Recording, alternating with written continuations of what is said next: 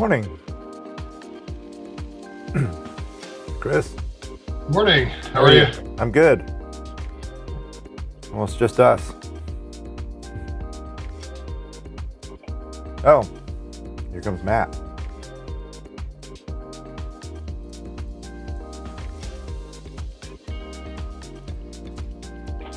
And also my usual crew of YouTube followers starting to sign in.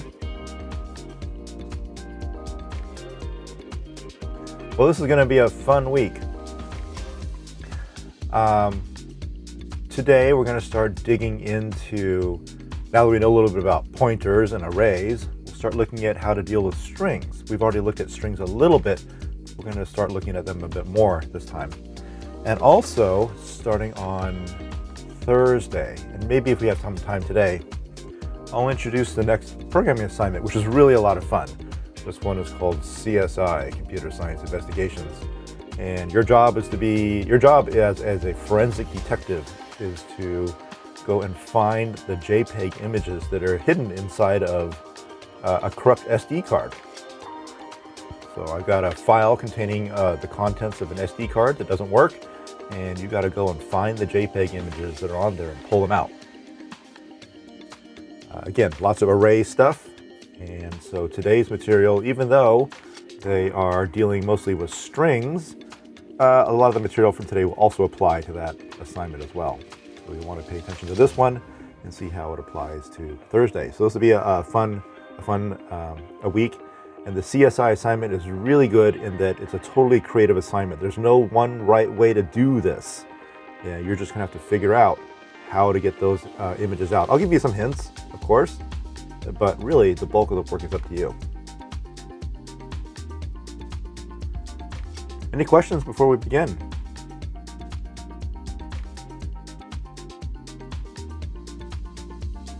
No? Got nothing?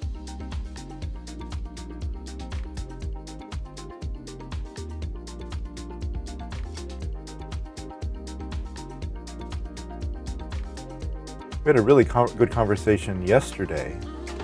There was a student in the class who's originally from the Ukraine, and so he's got family and friends they're no longer in the country, but they left years ago, but they're still worried about people over there. So that was really cool to hear kind of a personal story about that.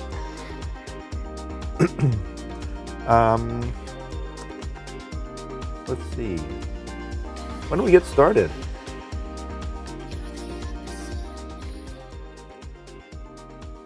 Let's stop the music here. All right. So we're going to be writing a whole bunch of string functions this time, and we're not going to write. Let me back up a bit. There are a whole bunch of string handling functions built into the C standard library. One's for copying strings, finding its length, looking through a string, searching through a string for characters or substrings.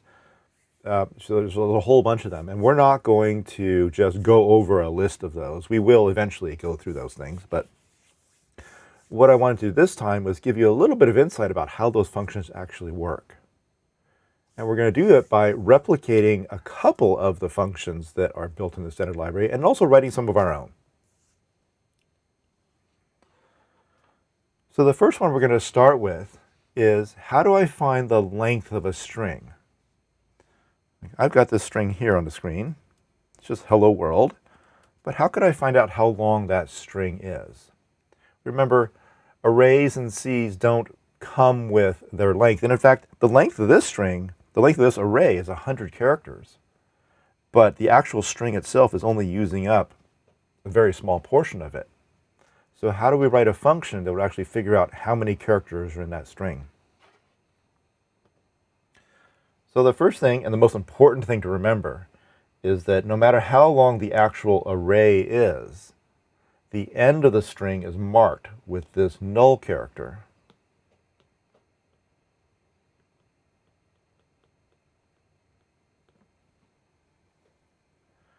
We could have an array that holds 100 characters, But of that, only a few, a relatively small portion, are actually the valid string. The end of the string is marked with that character. If that character is not there, then you really don't have a string. You just have an array of characters. So a string in C is, the definition of the string is, it's an array of characters with the end of the string marked by that null character.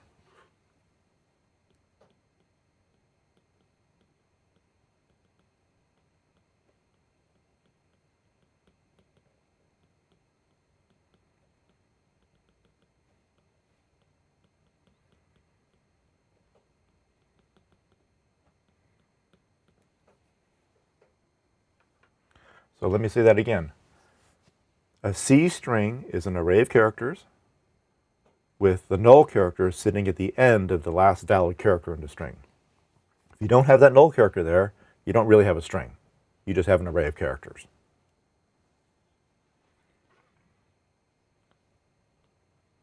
So the first function we're going to write, the built-in function is called strlen, string length. You pass in the name of a string that you want to find the length of, and it returns to you the length of the string. So the way it's defined is int, string length, and then how would you pass in a string? What are the two ways that we know how to pass a string into a function? Well, a string's an array of chars, so we Yep. could pass it in using the square bracket notation or pointer notation. So we could do char, we call it s, and then we could do the brackets like this. Right. Or we could do string length, character pointer s, and both of those are essentially equivalent to each other. Since we have been studying pointers, we're going to stick with this second definition.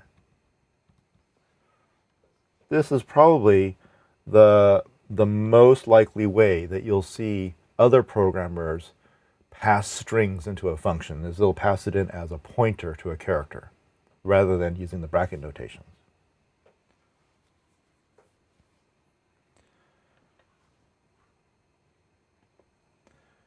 So in our program, we are not going to use any of the built-in string handling functions. Normally, we would type in something like include string.h, but we're not going to use any of those. We're going to write our own. So to avoid the temptation, I'm going to erase that line, and we're going to start out. Now, I'm also not going to give them the same names as the built-in functions, again, to avoid any confusion. So we'll call this one string length instead of strlen.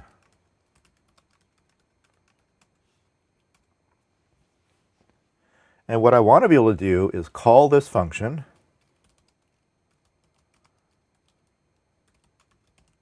pass in the string we want to find the length of, and it gives us back the length, and then we'll just print it out.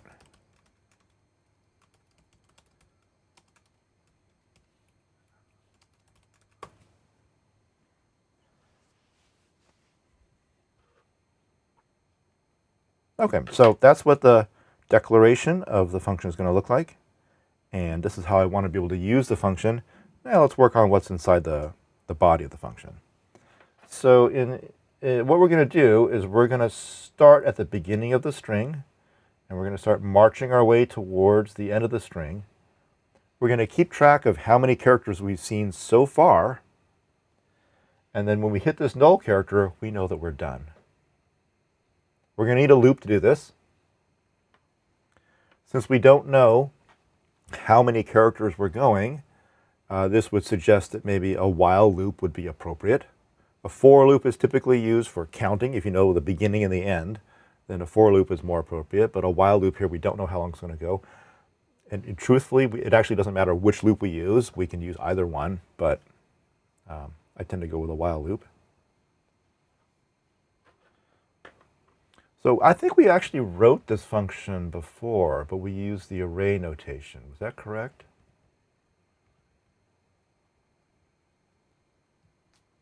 Did we do that a couple weeks ago? Why don't we do it like this? Why don't we go ahead and write that, just make sure it works, and then we'll rewrite it to use pointers.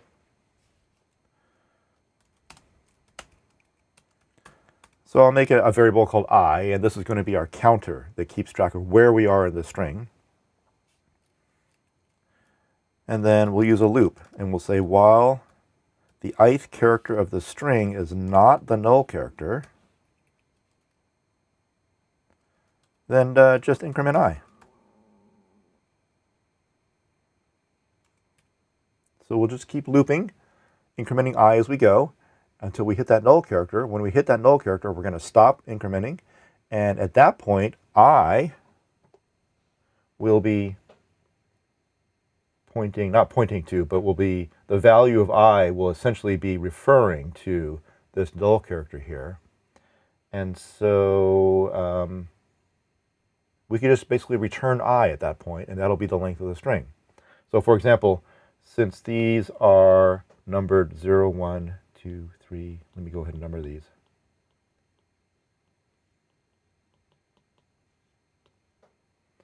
Since the value of I will be 12 when we hit that null character, is that the length of the string? Or do we need to adjust it by, let's say, 1? So how many characters are actually in this string?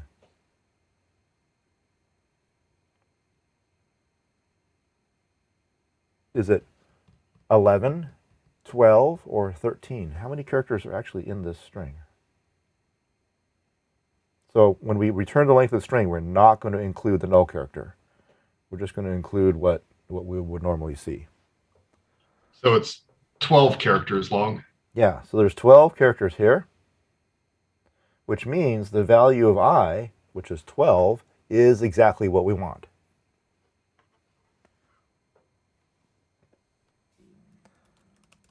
So if we just return the value of I, this should give us the answer we're looking for. I'm going to save it, compile.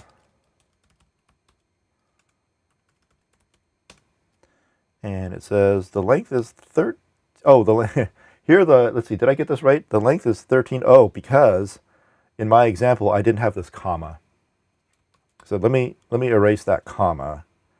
And no, I'm kind of thinking I want that comma there, just because it's punctuation. So that means I'm going to go change my diagram so that it matches. Don't tell anyone that I made this mistake.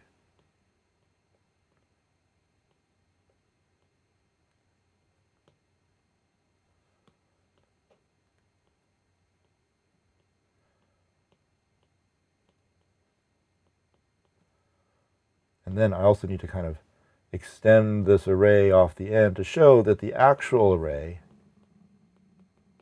is longer than the string. Okay. So that now matches kind of what I want. Okay, so the length of the, oh my goodness, this is terrible.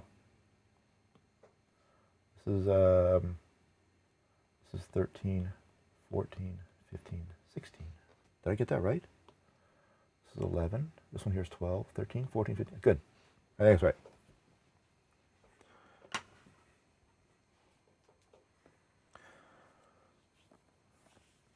Okay, so this is writing the string length function, but using the array notation. Now we're going to switch it around and use the pointer notation.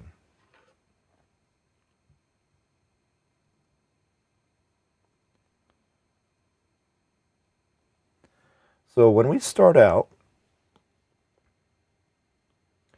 we have S, that character pointer, pointing to the first letter of the string.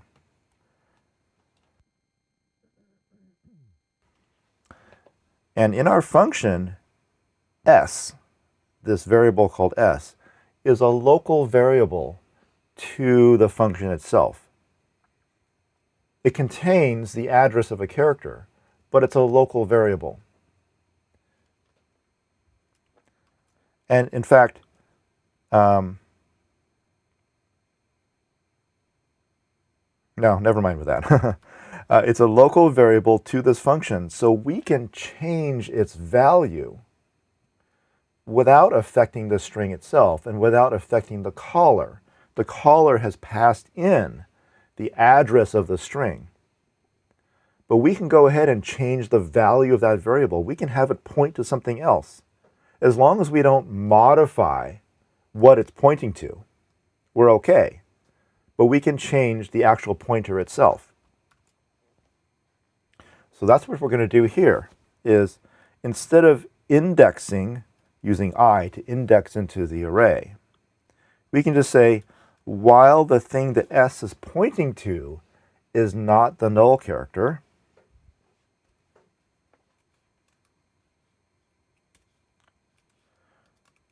go ahead and increment it. Increment the address to point to the next character. Okay, so when we start out, S is pointing to the first character. It's not the null character, so we'll increment it, and that makes S point to the next character. And then that one's not the null character, so we'll make S point to the next character. And we'll just keep going down the line, moving S forward until it finally points to, literally points to by its address, that null character. So while it's not pointing to the null character, increment it. And we also have to keep track of how many characters we've seen. Maybe I'll call this count instead of I, because it's no longer an index.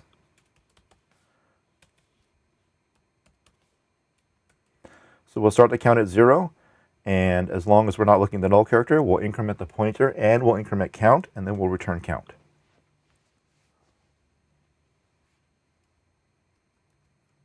Okay, so let's see if that works. I just saved it.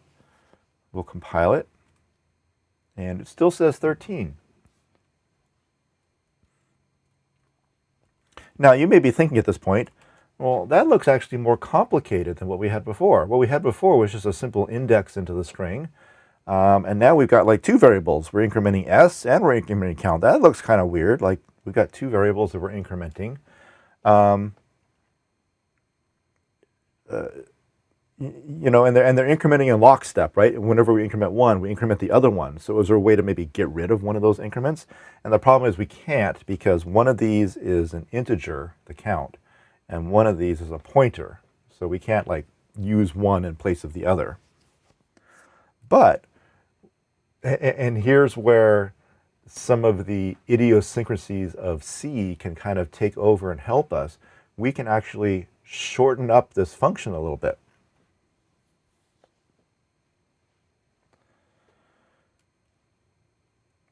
So the first thing we can do, now here's where things are going to get a little weird and a little fun at the same time. Take a look at this condition right here. So what we're saying is, while the thing that S is pointing to is not the null character, go ahead and do this stuff here. All right? But what's the value of the null character? What is its numeric value? Because remember, when you put a character into a C program, you're not actually putting the character itself. You're putting its ASCII value, its Unicode value, into the program. Do you remember that? When we were doing things like figuring out if a letter was uppercase, we said like if it's greater than or equal to A or and less than or equal to Z, remember that? But putting in A and Z is the same as putting in 65 and whatever the ASCII value of Z is, 90 or something like that. Those are exactly the same things. So instead of putting in the null character here, we can actually just put in the number 0, and it's the same thing because the value of the null character is 0. I'm going to save it, compile it, and run it again and see that it still works. Okay, but now we can take it even further than that. What we're saying is, while the thing that S points to is not 0, and in C, 0 means false. Right? There's no Boolean values in C. We just use integers instead. So while the thing that S is pointing to is not false, Or another way to say that is, while it's true,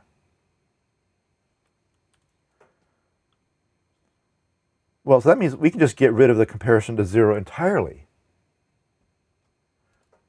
While the thing that S is pointing to is not a 0, that's what this is implicitly saying. Go ahead and increment.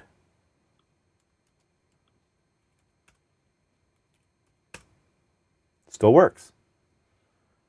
Okay, so here we're taking advantage of the fact that C treats a number as a Boolean value, a true or false value. So while the thing that S points to is not a 0, in other words, while it's true, then go ahead and increment count in S. Are we good so far? So I started out with the null character there, and I replaced the null character with the number 0. And then by doing that, we are basically saying while this thing is not false or true, and that I can take out the numeric value and just leave behind the value of the variable we're looking at.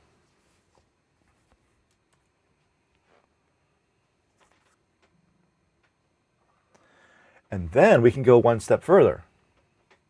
You know this plus plus operator? What does that do? You know, that's the increment operator, right?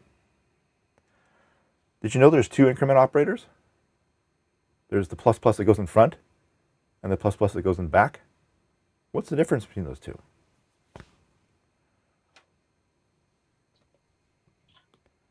What's the difference between S plus plus and plus plus S? I think they're called, is it prefix and postfix? Ooh, close. So the plus plus in front of the variable name means it will increment that variable before it's used in whatever expression it's in. Correct. The plus plus after the variable means the variable will be used untouched in its expression, and then afterwards it will be incremented. Correct. Right. So for the plus plus on the end, the value of S will be looked up and used in the expression. And once the expression has been evaluated, then it will be incremented. And with the plus plus S, it's the opposite. It'll be incremented first, and then the value of S will be used in the expression. So if we go back to our program here, we can take advantage of the fact that the value of S won't be incremented until after we've used it, and put the plus plus there inside the condition. Okay, let's make sure that still works. So I saved it, compile, run, still says 13. So we're good. And now, since there's only one statement inside of our loop, we can get rid of the braces.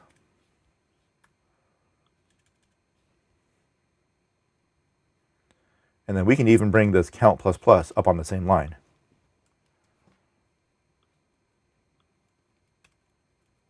And it still works.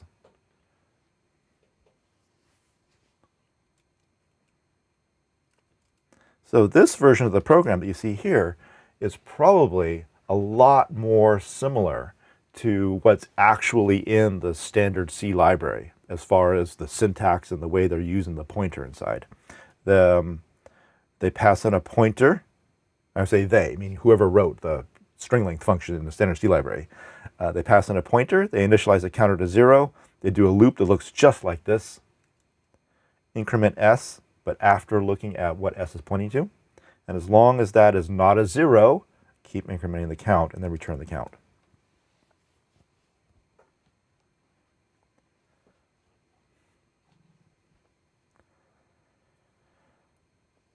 So what do you think about that version of the program or function? Is it more or less readable than the version that we wrote with the array notation? And that could be a purely subjective opinion, that maybe you look at this one and go, I have no idea what that is. It looks like a lot of just random characters. But after you've been doing C programming for a while, you'll understand what that specific construct is. You'll recognize this. And you'll say, oh, that's walking through a string. Or that's walking through an array looking for a 0.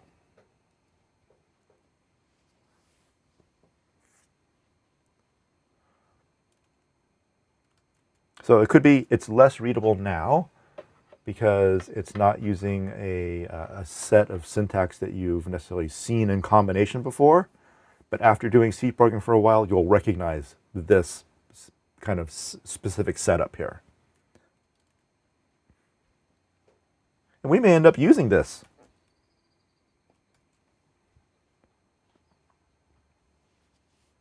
Now, this is probably about as simple as I would make this particular program.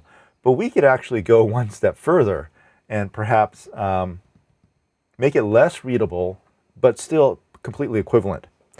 You know how the for loop has 3 parts to it?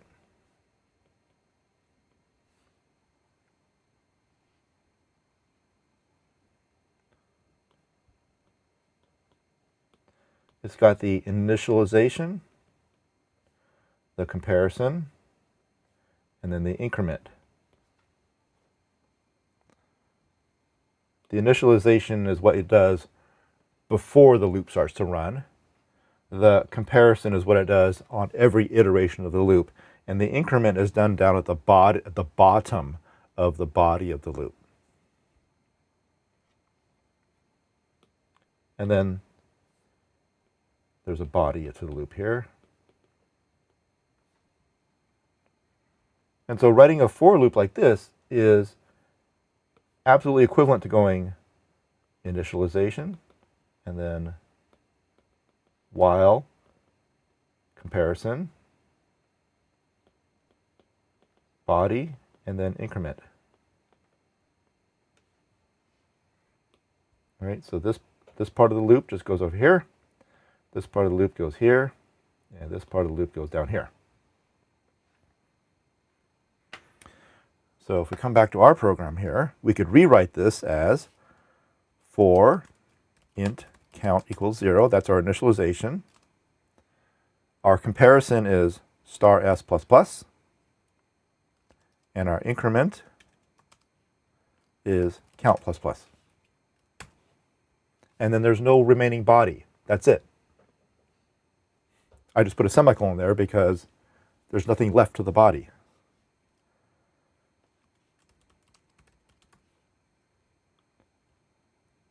Let me comment this out. See, this still works. Oh, I see. So, in a use of initially declared count, because I initialize count inside the loop, but then I try to return it, which means I still have to go just int count just to declare it.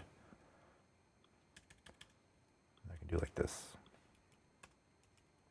Oops. Compile, run, still returns 13. So you may look at this and go, well, it's still 3 lines long. What did you save? I just wanted to show here that you can actually turn a while loop into a for loop.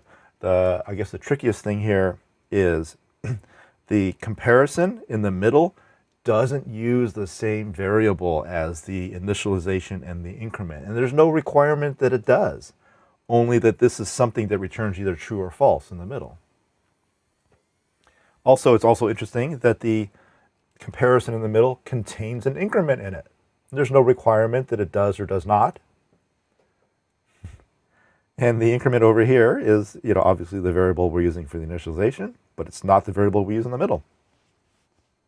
And the last thing is, there's no body to this loop. The loop is entirely contained in the header.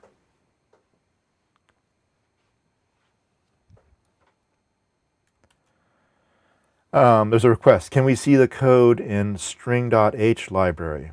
I was not going to show you that because well, maybe. Oh, well, why don't we go ahead and look at it? Yeah, I was not going to, but we'll do it. So I'll go string C library source code.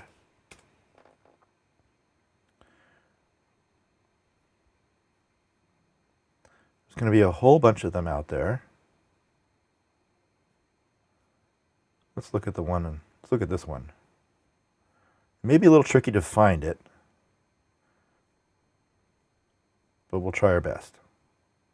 I'll just do a find. String length.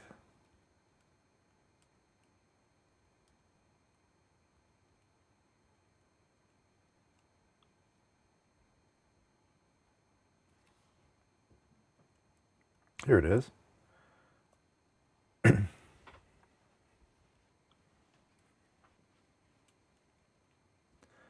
So one thing to notice here is this particular version uses the for loop style with the initialization and a comparison and increment and no body. But one difference between what this version does and what our version does is it uses, it initializes sc to point to the beginning of the string. And then sc is the variable that gets incremented towards the end of the string. When it finds the null character, it jumps out of the loop and then subtracts the two addresses from each other. And the difference is the length of the string.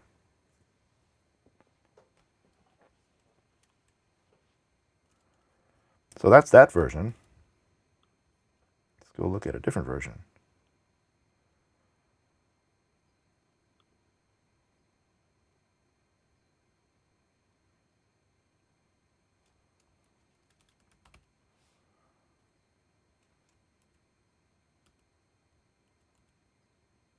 Oh, this is the same one. Nothing to see there.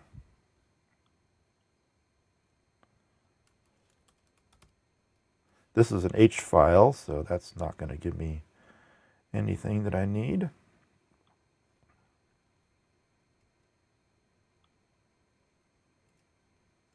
This is just documentation, so that's not anything I want.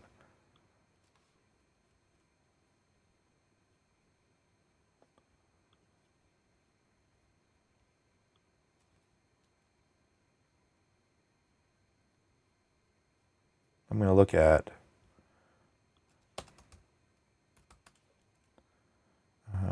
Apple's version is a little bit different.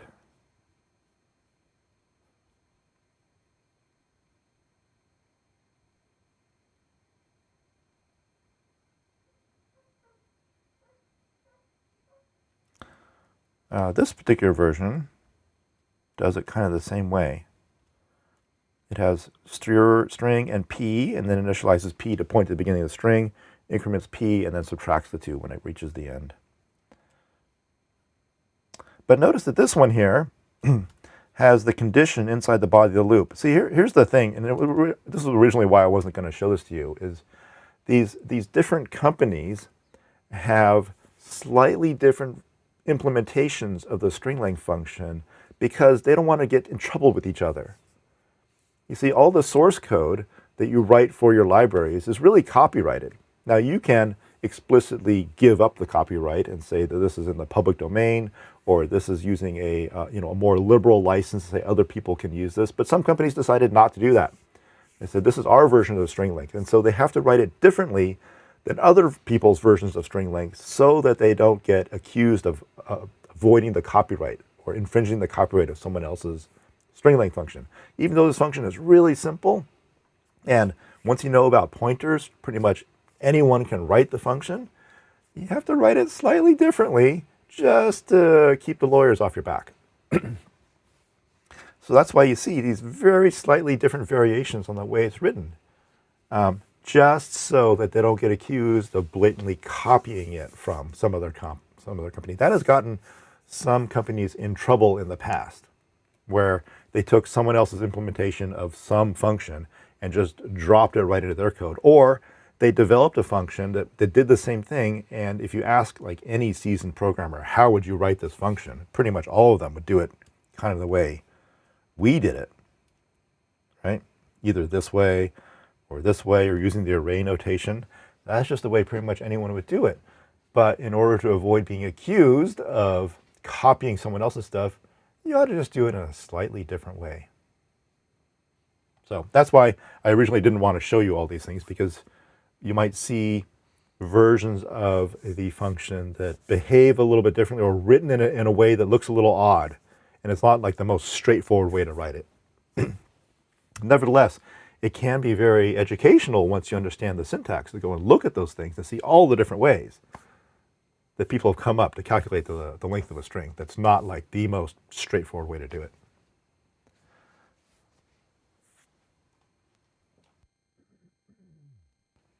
Okay, so I think we've pretty much exhausted string length. What I want to do is move on to other functions that work with strings do kind of the same thing. We're scanning through the string from beginning to end. We're just going to do different things along the way. So the next thing I want to do is write a function that will count the number of uppercase letters in the string. So start from the beginning, go to the end, and every time we encounter an uppercase letter, we'll just keep track of how many we've seen.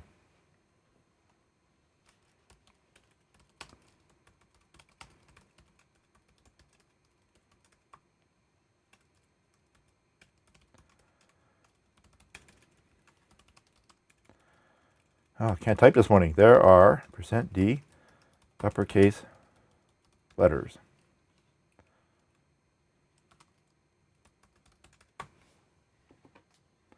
So I want to be able to call this function, count uppers, pass in the string, and then get a count of the uppercase letters. Oh, by the way, before I do that, you remember in weeks past, I said that whenever you pass an array into a function, you also need to pass its length. Why do we not need to do that for strings? Why do because strings are terminated by the null character. Right. So we have something we can look for. Yeah, strings have that null character at the end, so we can use that to figure out where the end is, and we don't have to keep track of where the end of the actual array is. And also it's nice that they have these two markers, because then you can have an array that can hold more characters than you need. That gives you space to maybe make the string longer if you need to insert things in the middle or put things at the end without having to adjust the size of the array. So this is what's typically done, is you make an array of characters that is more than you need, and now you got some space for longer strings or shorter strings.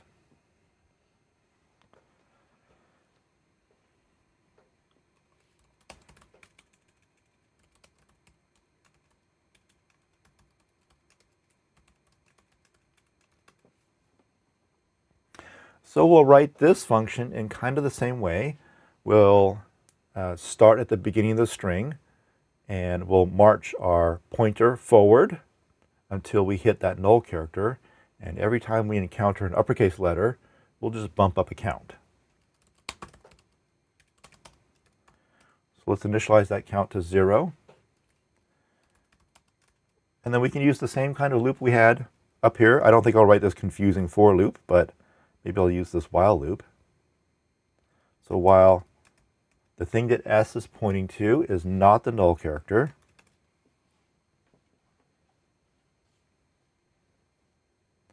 now a condition, an if.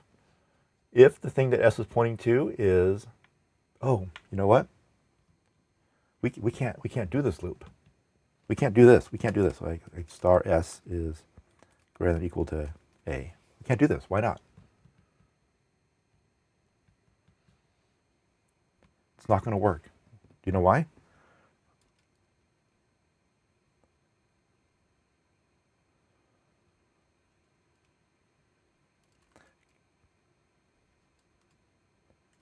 Because s has already been incremented. We were looking at this character. It wasn't a null character, so we moved on to the next one, and it's no longer pointing to this one.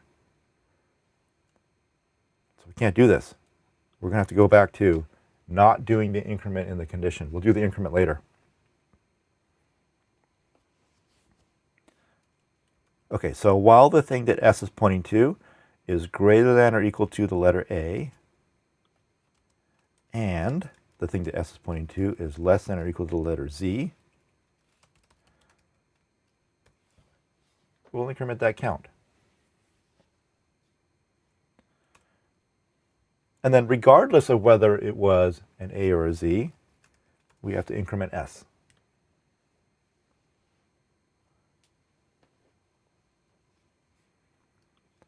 Then when we're done with the loop, we'll just return the count.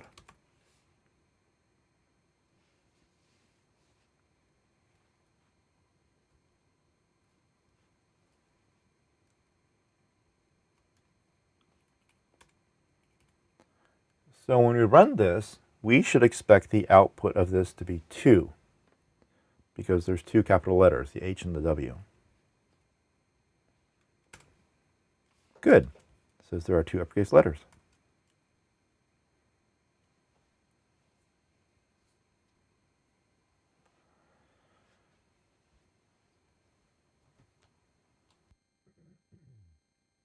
So any questions about that function?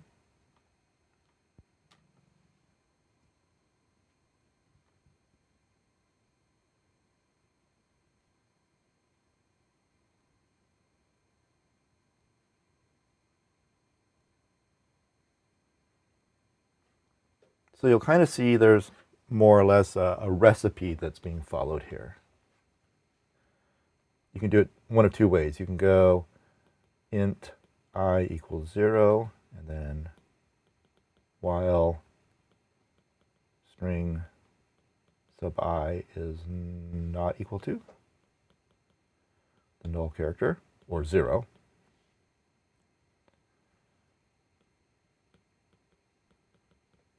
Do stuff, and then increment I. Or you can write it as while the thing that str is pointing to is implicitly not a 0, do stuff, and then increment the string.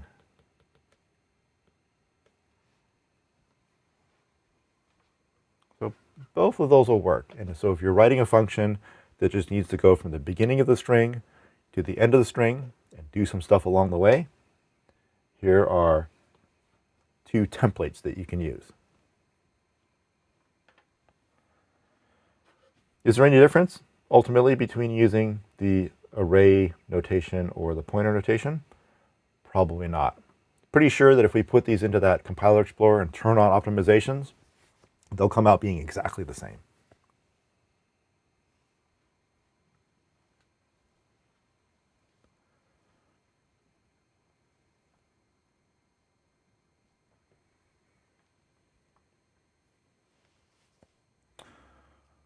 All right, so the next function I want to write is called find or. The idea is go through this string and tell me where an or, the letters or, appear in that string. So if we look back at our original string here, we're going to start at the beginning. We're going to start marching our way towards the end. And here's the OR. And so this should give us the number 8 to tell us that the OR begins at position 8 of the string. So that'll tell us where in the string that appears.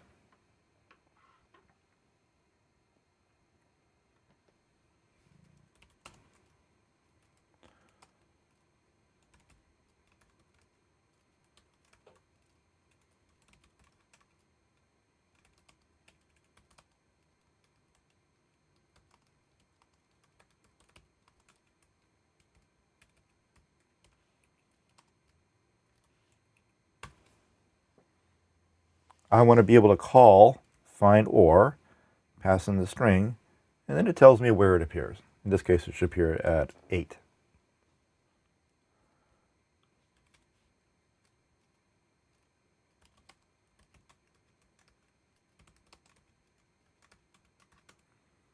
So we'll use the same kind of template. Let me just put it in here while star s, do stuff, increment s. So there's our template. Now we need to replace the do stuff with some code that actually does what we want to do.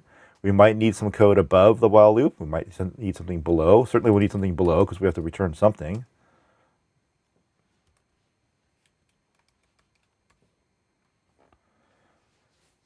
What do we do inside? How do we find out where an or appears in the string?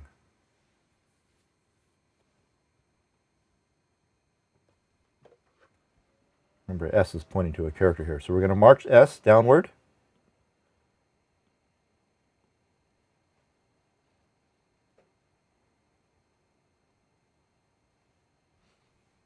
How do we find out where this or appears? You would have to see whenever there's like an O, if an or follows right out, or an R follows right after it. Yeah, so if s is pointing to this O here, we'll also have to check to see if the next character is an R. So if this character is an O and the next character is an R, then we found what we're looking for. And you know what, in retrospect, looking at my template here, because we're going to be looking at a character and the character after it, the pointer notation is probably not going to work in our favor here, because we got S that's pointing to a character. It's a little more difficult to look at the next character. I mean, we can do it with pointer arithmetic, but I think it starts getting a little confusing at that point. So I'm going to switch this back to the other style of using the array, and I think that'll be easier to deal with.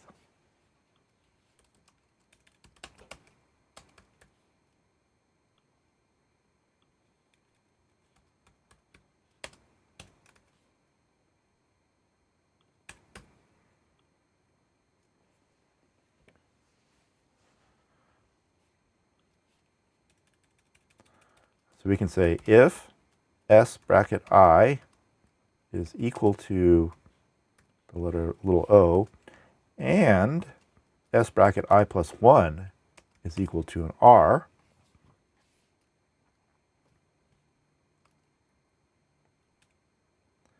then at that point we've found it, right? We're done. We don't have to go any further. We can terminate the loop at that point. So we could just say, return I. We're done. We now know where it is. But if we didn't find it, then we'll go ahead and increment I and then come back into the loop again.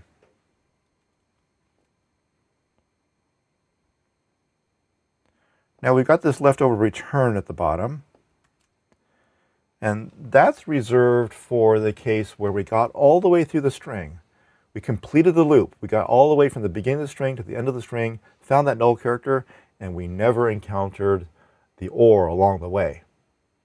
So we need something that we can return to indicate that we didn't find it. What do you think we should return? We have to return something, and it has to be an integer. Can't return a string.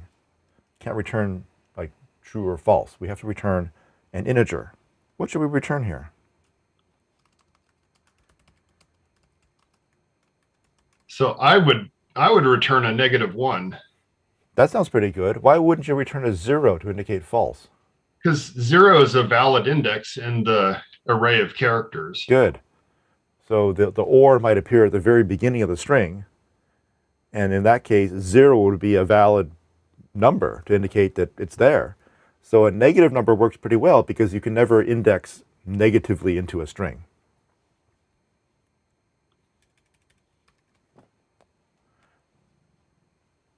So let's return -1. And this is actually a pretty good convention in a lot of the C library functions, that a negative number indicates an error happened, whereas a positive or a 0 number indicates success, right? It did find something, and here's where it is. And the negative number indicates something went wrong.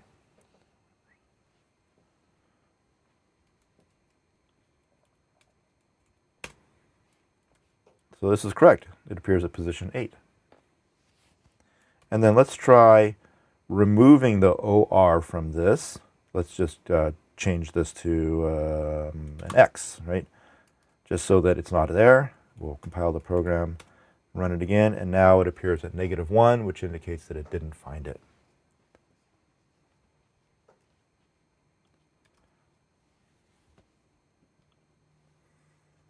Okay, are we following along so far?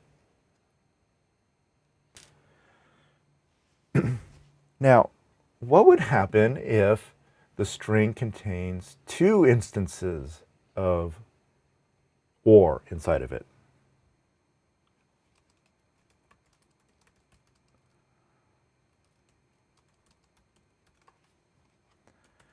Here's one, and here's one. What's this function going to do? It will return the position of the first OR.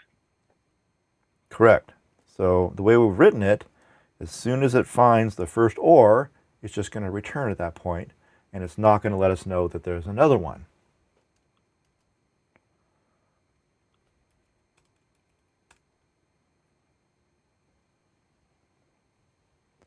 So let's brainstorm a bit. How could we write a a function so that we could, after finding the first one, we could find the next one.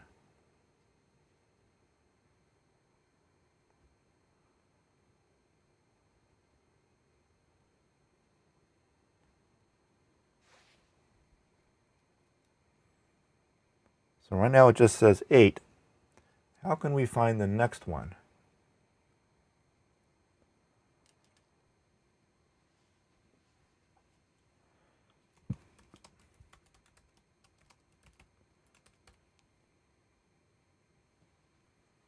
So I've got my function written here, so it tells me where the first one is. And let's say I know there's, actually it doesn't even matter whether I know there's a second one or not. If there is a second one, it'll tell me where it is. And if there isn't a second one, it'll return -1 to me. So, but how can I find the next one?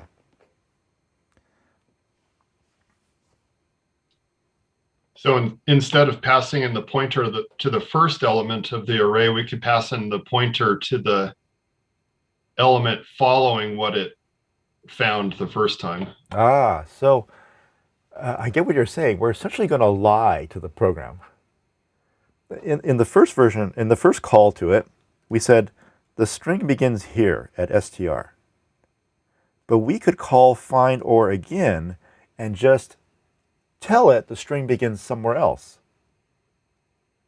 Because remember how the function works, right? It just simply starts at the first character you gave it and starts marching forward until it hits the null character.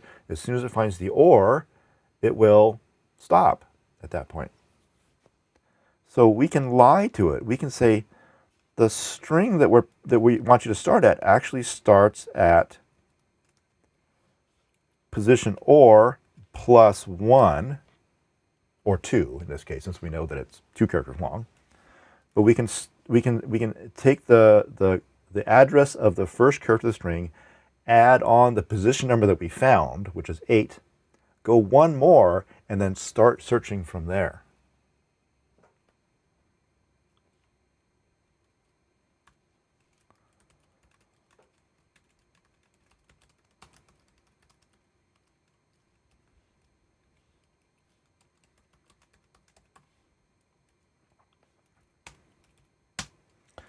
So this says 8 and then 24. Is that right?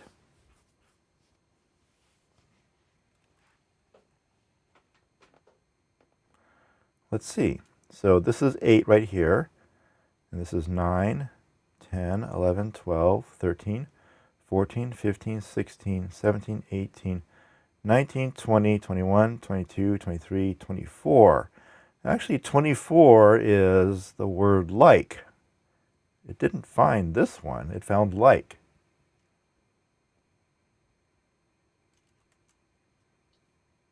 Because we started offset into the string. Ah, yeah. So the find or thinks the string began here at this L. And so to it, this is the 0th character. Right? But really it's the 8th character. So this 24 is the 24th character after this L here, or this R, right? So if we count forward 24, then it would arrive at the or over here. So really this 24 is, from the find or's perspective, the correct value, because it thinks the string began at that L in world, not at the H for hello. Now we could get around that problem by just adding on the value of or,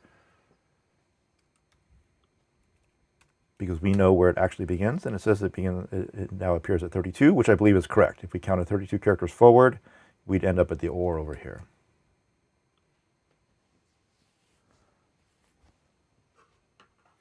So this is actually a fairly common thing that you want to do. You want to go and start at the beginning of the string, find the first occurrence of something you're looking for, and then keep searching from there and find the next occurrence. And you can do that by essentially lying to the function about where the string begins. The first time you call it, you pass in the actual beginning of the string. It finds the first occurrence. And then on subsequent calls, you just tell it to look like one character later and start searching from there. And then it tells you where the next one is. But the problem is that it's giving us back a number that is appears to us to be incorrect because it thinks the string begins here, but it actually began over here, and so the answer it gives is offset by a certain amount. So a different way to write this is, instead of telling us the index of where the string begins or where the string appears, we're going to do something different. We're going to return the address of where that string appears. So instead of returning 8 to us, it'll return a pointer to where the OR appears.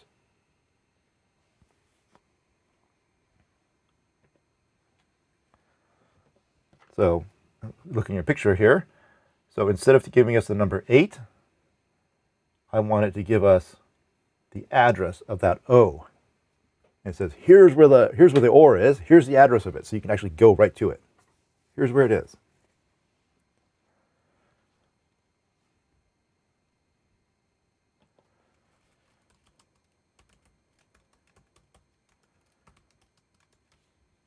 So we're still going to pass in the string, but instead of returning an integer, we're going to return a character pointer, the address of where something is. So the body of this function is actually pretty similar to what we had before. We're still going to have this I starting at the beginning of the string.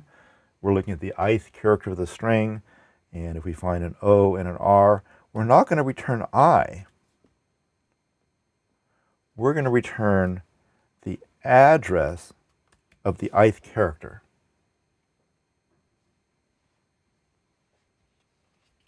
See the little ampersand sitting in front? So here's the ith character of the string, and we're going to return its address.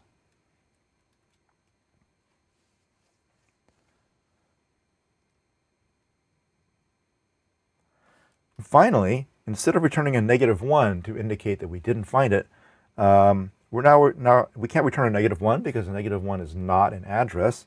We have to return something different. So in this case, we'll return the null pointer. This is a special pointer that points at nothing.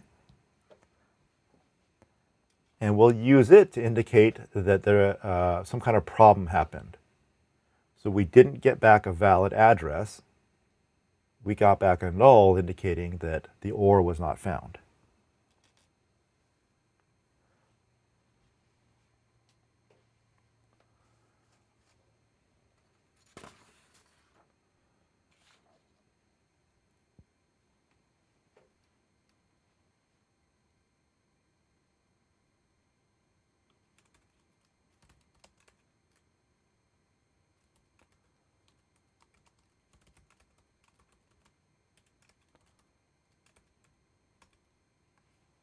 When I call the function, I'm going to get back a pointer, and then maybe I'll print out the string at that point.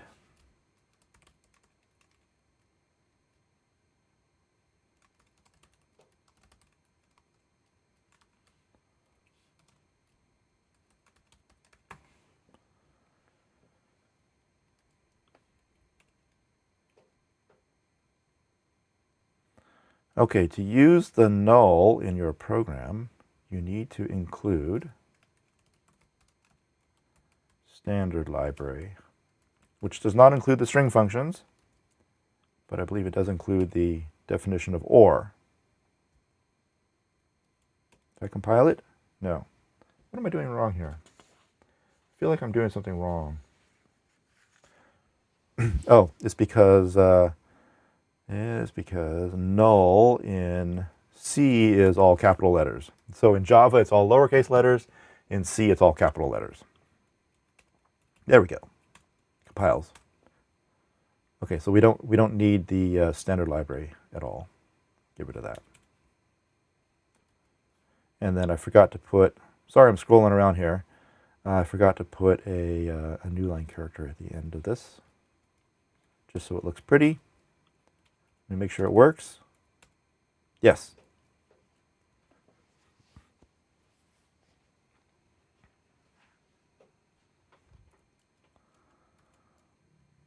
So this says OR starts here, and then it goes URLed. Would you like green eggs or ham? So that tells us that it's essentially giving us the address of where that O appears. And since it got returned to us, it's a pointer to a character, so we can treat it like a string. And we can just print out the string starting at that point.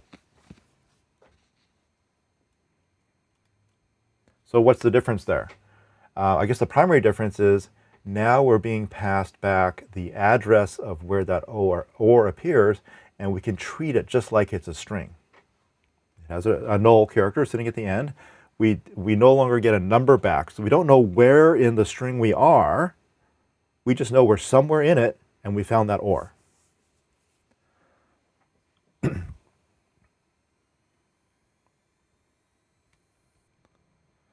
The question is, can we return a reference like in C++? No, C doesn't have references like C++ has, so we can't return.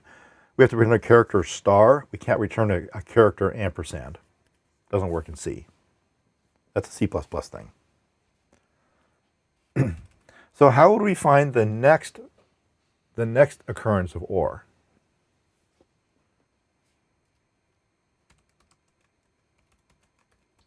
Well, we can use pointer arithmetic to start at the next pointer after the pointer it returned. Yeah. So we found the address of the first one. We can pass that in to find or, but we'll just bump it up by 1 so it doesn't find the same one again.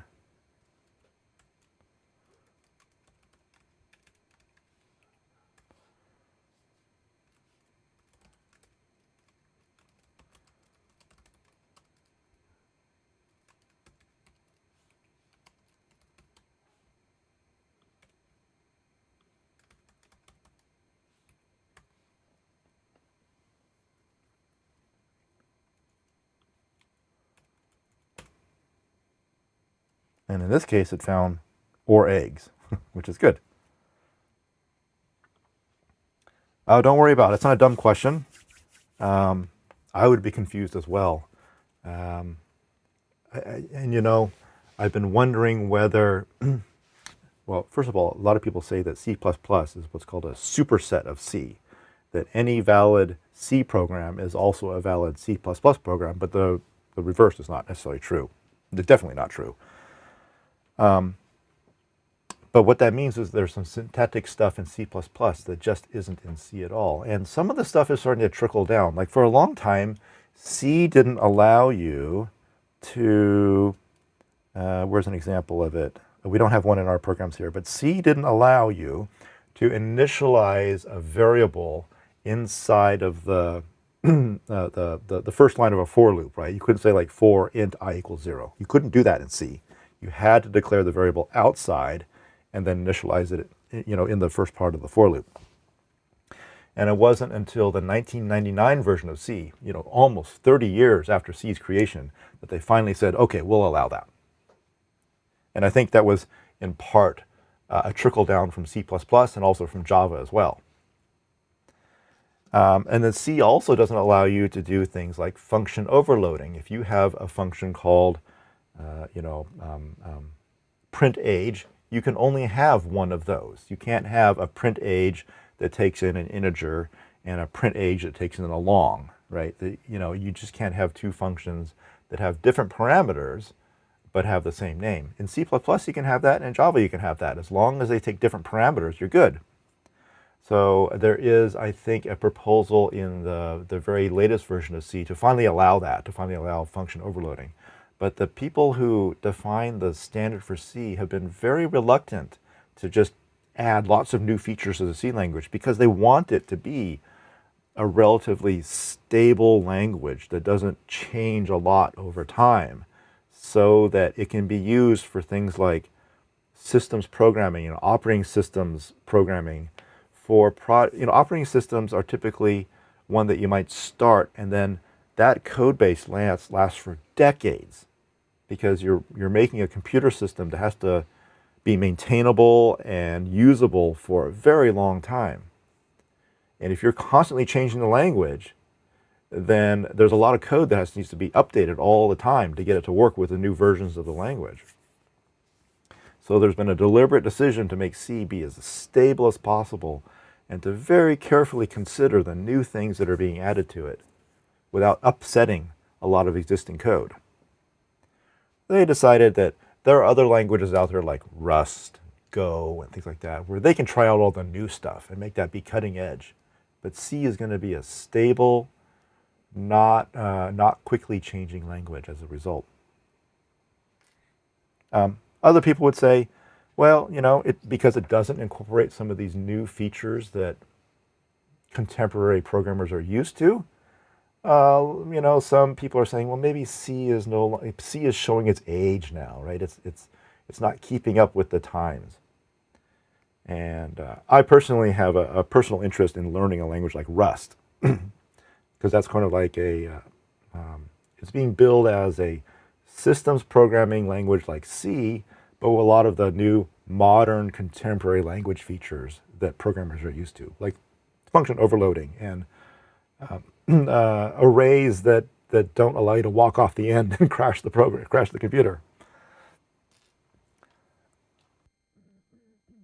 So type safety, data safety, new language features, a built-in multi-file compilation tool. So you can have a large projects and you say just build it, and it just goes and just builds itself. So lots of new stuff, but moving target. But I would like to learn it.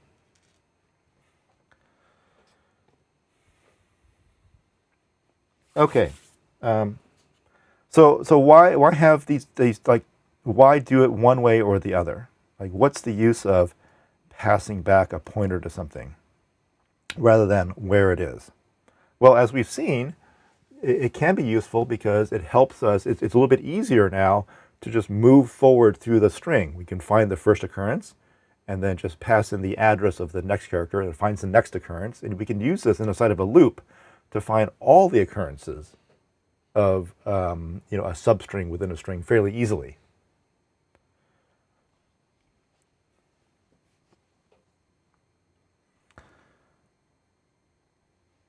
Okay, let me look at my notes here. What are we doing next? How much time do we have left? Oh, we got about 10-15 minutes left.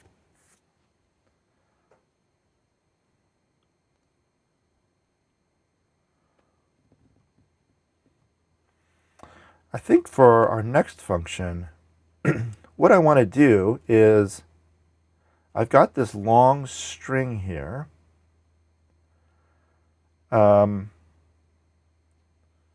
What I want to do is basically truncate the string after the first word. Make the string shorter so that it only consists of just the first word. Like here, this is hello world, would you like ham or eggs? Let's just stop it after hello. So it's just the word hello.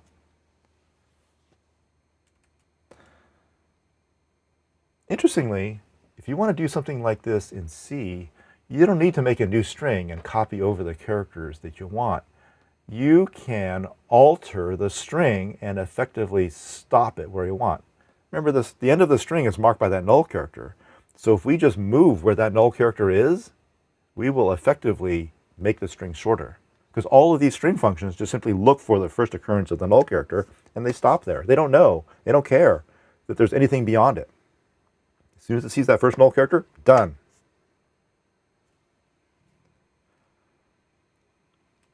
So I want to call something like, let's call it first word. We'll pass in the string. And then when we print it out,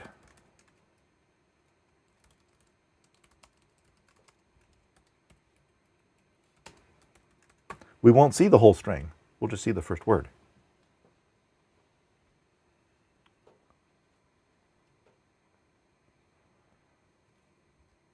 There's a question here, how do we check the C version?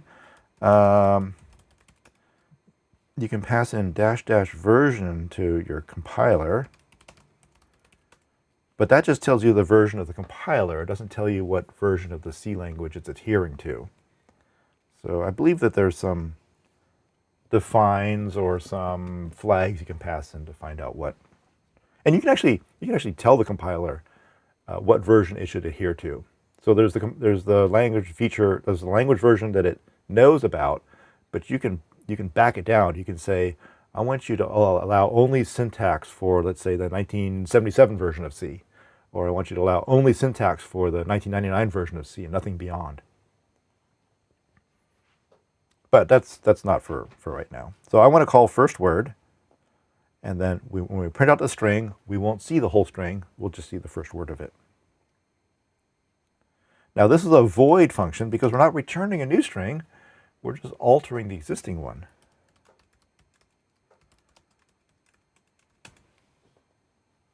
So how are we going to do this?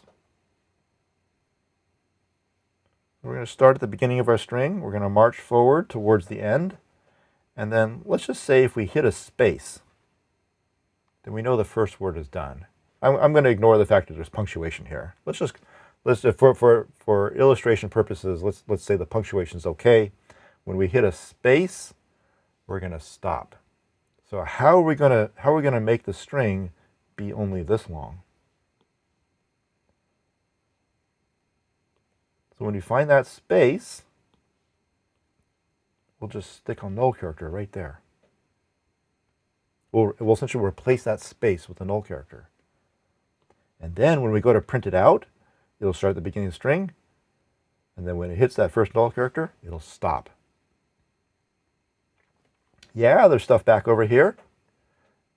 But the string functions are really kind of stupid. They just stop at the first null character, even if there's another one later on. As soon as I hit that first one, done.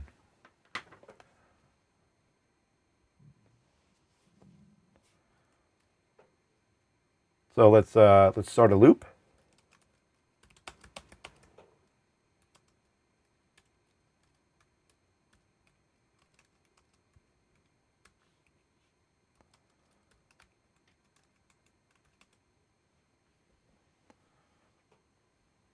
Now look, here's another. Now this was just off the top of my head here, but look at this, right? I've got a counter, I've got its increment, but my condition is not actually looking at I directly. It's looking at the ith character of the string. So I want to show you all these different ways of writing for loops to kind of let you know that the recipe you might have been taught in a previous class, which is you increment a variable or you initialize a variable, and then you check the value of that variable, and then you increment that variable, can actually be relaxed a little bit. The initialization and the check and the increment don't all have to use the same variables.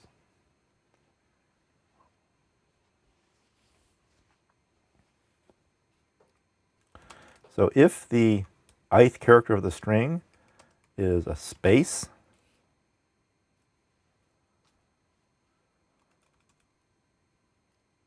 replace it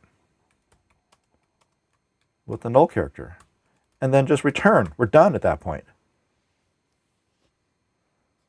We don't have to go and look at the rest.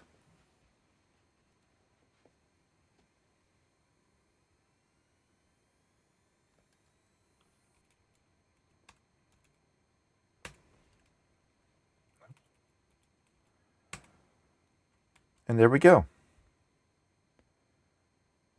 Remember at the bottom of my program, I said, here's the string, right? And so we just chopped it off after that comma.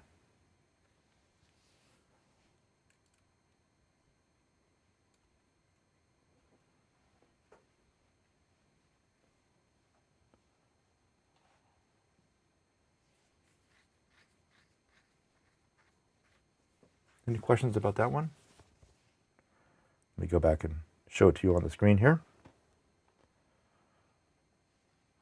So this is a really common trick to use in string functions. If you want to make the string shorter, you just simply find the spot where you want to end the string and just put a null character there.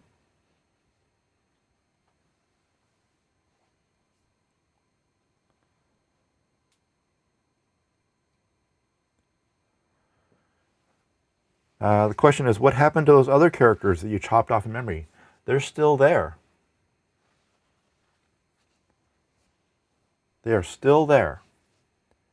It's just that we stuck a null character in the middle of the string, and so as far as the string handling functions are concerned, that's where the string ends. But the other ones are still there. I'm talking about these ones back here. So if we were to actually scan through this array and jump past this null character, we would start seeing the rest of it.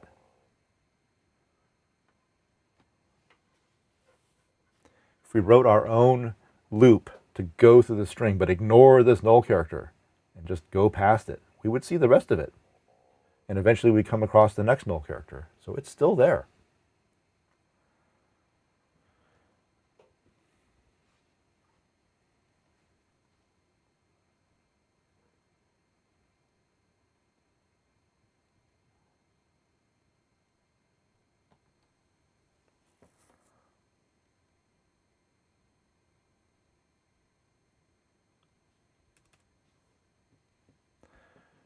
Now, I think we'll do one more function, and that is to a function that's going to help handle human input.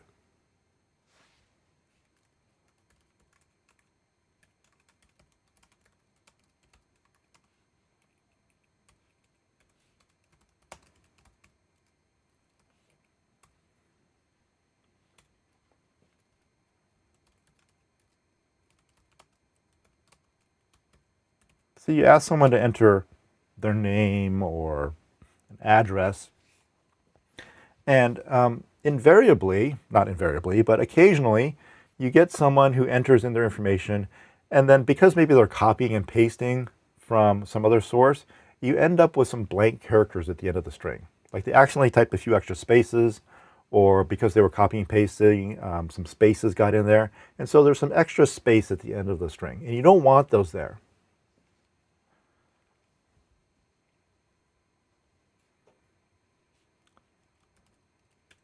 So we'll make a function called trim, whose purpose is to get rid of those extra spaces.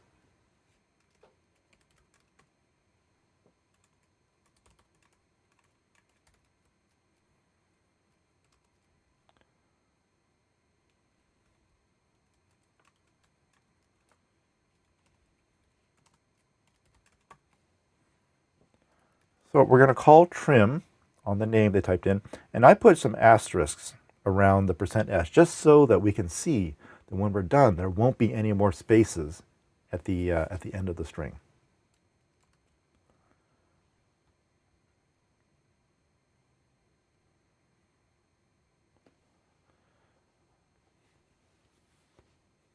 Okay, so let's go up here and we'll write this trim function.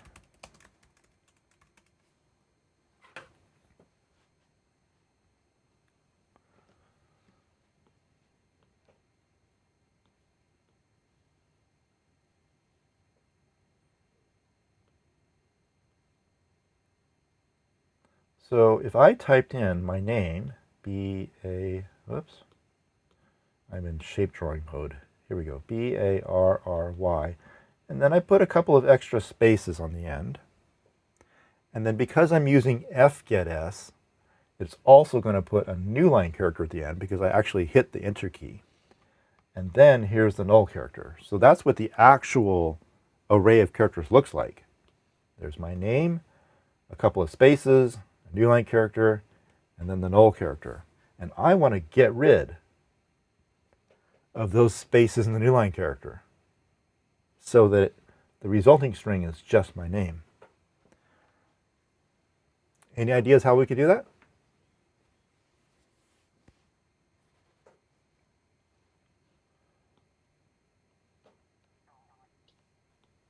Well, if we're not concerned about a space being in the name itself, then we can just go through the array and look for the first space. Oh, but what if we are?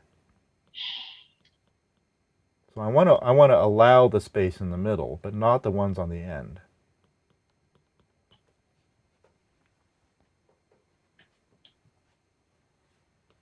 So your idea was start at the beginning, and if we're not concerned about these spaces here, just find that first space and replace it with a null character. Right. But we want to allow that. We just want to get rid of the trailing spaces and new line characters.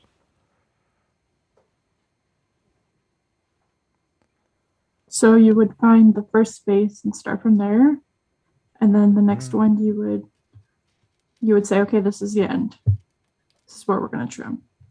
I like that idea, but does that allow you to have multiple spaces in the middle? Like, I think your idea is just allowing for one space in the middle. Like the first two words then?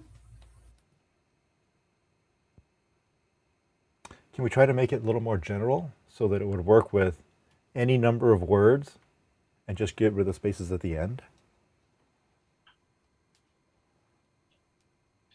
So it seems like one way we could do it is when we encounter a space, we could keep track of a pointer to that space. And then if we encounter a non-space character after that, we can null out that pointer so we can forget about it. And eventually when we reach the last set of any white space at the end, we'd set that pointer to the first space, and then we'd never encounter another non-white space or I guess we'd encounter the line ending or the line return. So, I think so you're marching forward, and when you encounter a space, you kind of look at the next character. Well, I would just keep a pointer. We could keep a pointer to that space. And then if we encounter another valid character after that, then we could nullify the pointer, just forget about it. Sometimes for certain problems, it helps to look at it from a different direction.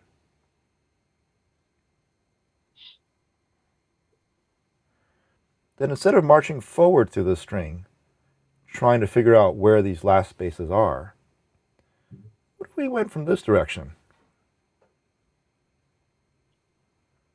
Yeah, if we're given the size of this, if we could jump all the way to the end, we can go backwards. And then go backwards. And as long as we're seeing space characters like these, we'll keep going backwards. So as soon as we hit something that's not one of those, then we know where this is. So what you said earlier was if we were given the length of the string, but don't we have a function that does that?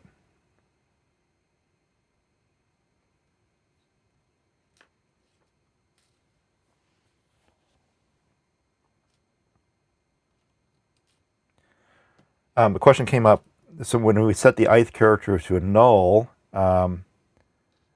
is it a local variable? So we're modifying the string that was passed in directly. We're not modifying a copy of it. We're not modifying a local copy of the string. We're actually modifying the string itself that was passed in, the one that exists in main. So let's do this. Let's go length is, and we have a function called string length, right?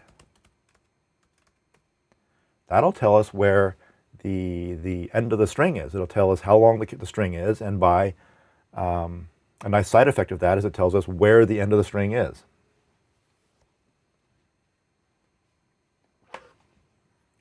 So string length will tell us the index of where this null character is.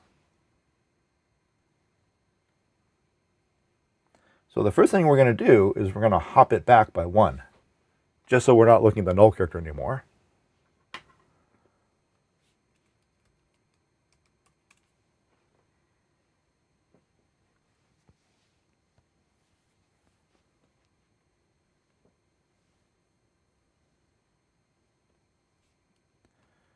And in fact, I'm not going to, so this is the length here, but I'm going to call this just I, because we're eventually going to use this as the index into the string. And then we'll say, while the ith character of the string is a space, or the ith character of the string is a new line character, keep decrementing I.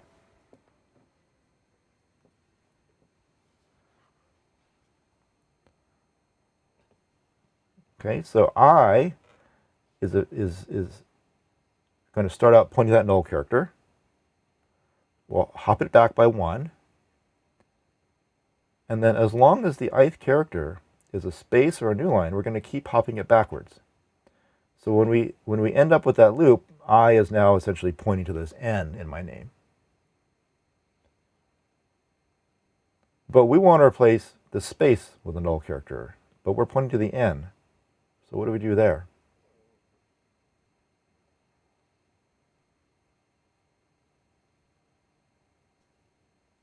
So then that would be I plus 1. Yeah, so the I plus 1th character will get replaced with that null.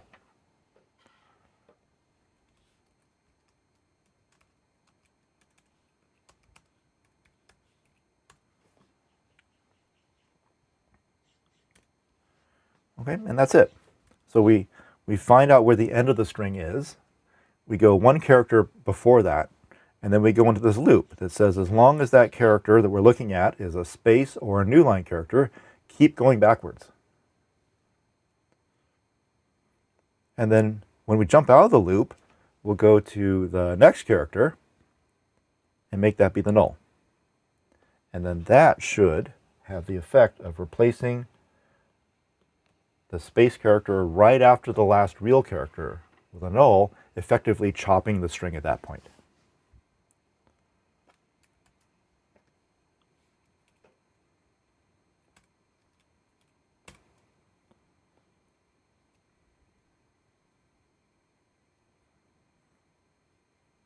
Okay, so let's compile it, and we'll run it. Oh, I forgot to save it. There we go. Compile it, run it, enter your name. So I'm going to type in my name, and I'm going to put in a few extra spaces. And then here we can see it printed out my name, but without those extra spaces on the end. But it preserved the one in the middle.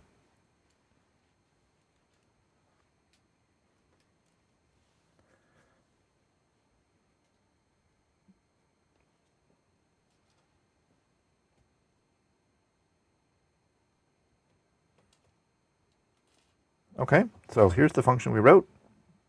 And so what I wanted you to get out of all this is when you're working with strings, first of all, there's kind of a recipe for I want to start at the beginning of the string and march my way towards the end of the string looking for that null character. And along the way, I can do some stuff, like count characters, do a search and replace, whatever you want to do. As soon as you hit that null character, you know that you're done. And all of these functions just stop as soon as they hit that first null character. They don't look beyond it. They don't look to see if there's any extra stuff back there. As soon as you hit that first null character, that is, as far as the function is concerned, that is the end of the string. Anything else is not part of the string. And the other thing that we looked at here was we can modify the string. We can effectively shorten the string by replacing one of the existing characters in the string with the null character. And that has the effect of stopping the string at that point. Because as you've seen, the way all these functions work is they just stop when they hit that first null character. So we can truncate or trim a string down to a shorter length by replacing one of the characters in the string with the null character. And we're going to use that technique over and over and over again, especially, and we'll get to this next time, especially when we use a function like fgetS to read input from the user. That enter key is always sitting at the end. And usually we don't want that to be there. Now we have a function called trim that'll trim off the new line and any additional spaces. But how could we write that so it only trims the new line off? You can probably think about that over the next couple of days. How can we write a function that takes that one new line that's sitting at the end and just gets rid of it, preserving any other spaces that are in there? And then what we didn't do at all was write a function that takes into account leading white spaces. That's another problem that usually you encounter is you to enter your name and someone types in, again, because they're copying and pasting. You might have a few spaces at the beginning, you might have some spaces at the end, and our trim function does not do that. And so unfortunately, there is no easy way to change where the beginning of the string is, because main is retaining the address of where the string begins, and there's no way to directly modify that value. Any trim function can't go and modify where the string begins, because main is keeping track of that. So in that case, what we would have to do is pass back a new string, or what we would have to do is pass back the address of where the string, quote unquote, begins. And then main would have to learn that the string actually begins at a different place. So in this case, trim wouldn't be able to actually, well, what we could do, actually, to back it up, there's two ways we could do it, is we could have trim return the address of where the string actually begins. So skip forward through the spaces, find the first non-space character, and then return that address. Or we could do something like, once we find out where the first non-space is, start copying letters back in the string backwards as we go. Maybe we'll do that next time. We'll write a function that's able to trim off not only the beginning, but also the end. Sounds like a good idea to do. So next time, we'll learn about how to trim the new line character off a string so it can be used with something like fgetS. And then we can also write a function to trim the spaces off the beginning and the end of a string. That would really be useful. And then we'll get into that CSI assignment.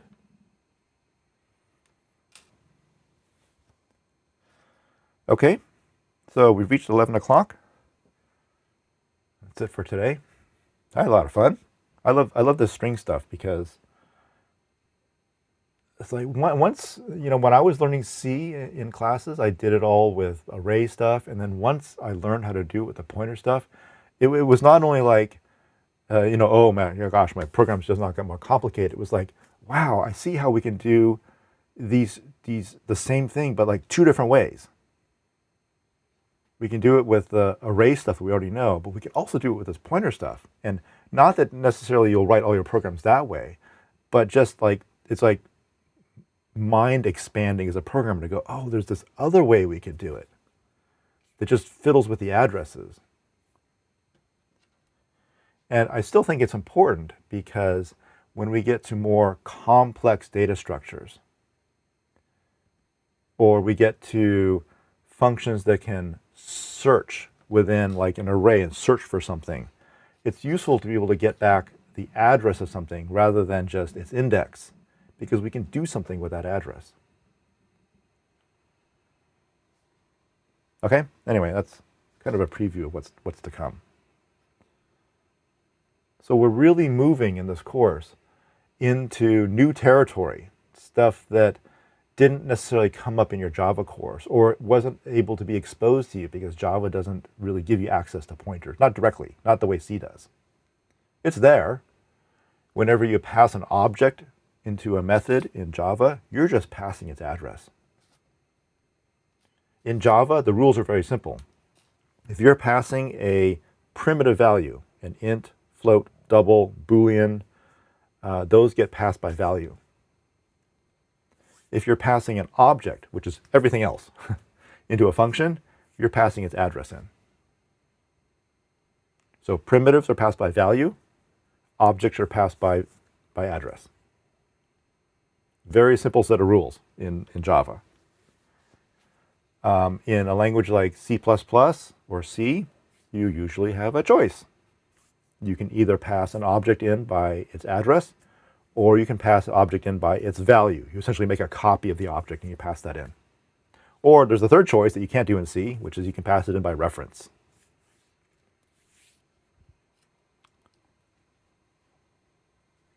And then, yeah, when you use the new keyword in Java, same thing in C++, you are just doing a memory allocation and you're passing back the address of the memory you just allocated.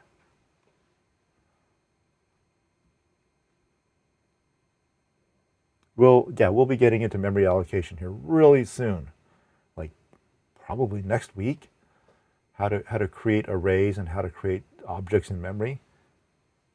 So that's coming up really, really soon. And then your programs get a lot more fun because crashes happen all over the place, and now we got to learn how to debug those things.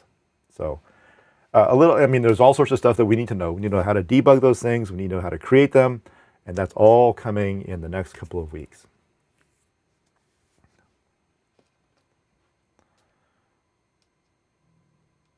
Okay, I think that's it for today. Chris, any comments? Now, I had one real quick general question. Yeah. About pointers. Uh-huh. If you have 2 pointers, can you compare them with greater than, less than? Yeah. And so you could find if one comes later in memory or earlier in You memory than the typically don't, because you don't usually care, right. the order in which they are, but you can certainly, they're behind the scenes, they're just numbers. So you can do those comparisons. And I say that they're numbers, but I don't want you to give the impression that you can just arbitrarily assign a pointer to be a number. You can't just say like, star s equals 5. You can't do that. It won't let you do that. There are ways around that. You can, with a variety of type coercion and some other tricks, you can essentially fool the compiler into assigning an arbitrary value to a pointer. But the most straightforward way to do it, the compiler just won't allow it. It won't allow you to assign an integer to a pointer. And the reason for that is we don't really want your programs to be crashing.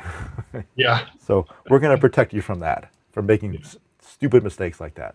You can get around it if you really want to, but the default is not let you do that. Yeah. All right. Well, thank you. Yeah, I was curious about the comparison operators when I was reading through the pointer arithmetic part in the book, and just wasn't clear what all operations we could do with it. The most common operations would be equal to and not equal to, but they work like any other. Prakash says Java is like an Instagram filter on C, hiding a lot of the details and difficult stuff, making it look easy. I guess to some degree that's true. That basically any program, any programming language that you could devise can be translated into an equivalent C program. I'd go with that. It's not always useful to do that, but yeah, that's certainly true. And likewise, any program you can write in a language can be translated into assembly language, because that's what a compiler does.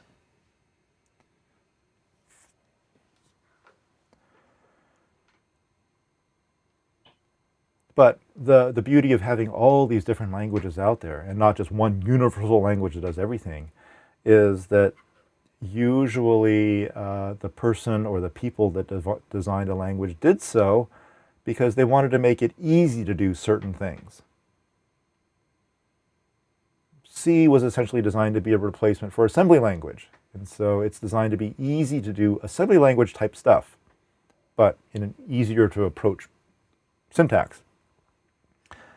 Java was designed to be something to make it easy to do graphical user interfaces and internet networking and database access. So it's relatively easy to do those things in Java. It's really difficult to do those things in C, because that's just not what its goal was.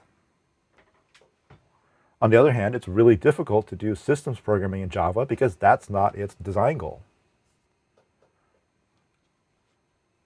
So all these languages out there exist because its language designers thought that every other language in existence had some deficiency. They said, well, all these languages are great, but it'd be really great if a language did X, Y, Z, whatever that is. So every time you create a new language, you create a language with built-in trade-offs about what it's good at and what it's not good at. And then that just begets another language, because someone looks at that and goes, well, that one's okay, but it'd be really great if it did ABC.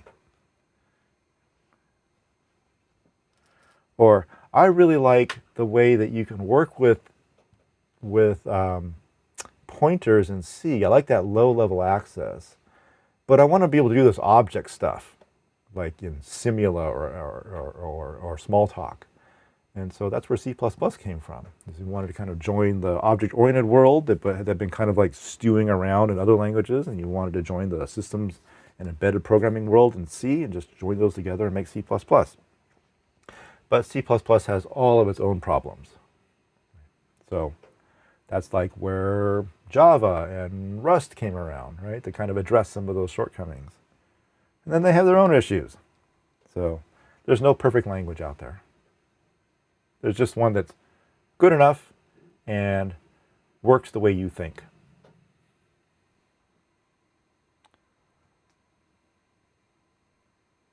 In Java, did they make strings immutable because in C you can chop off characters in string and have those characters floating around in memory?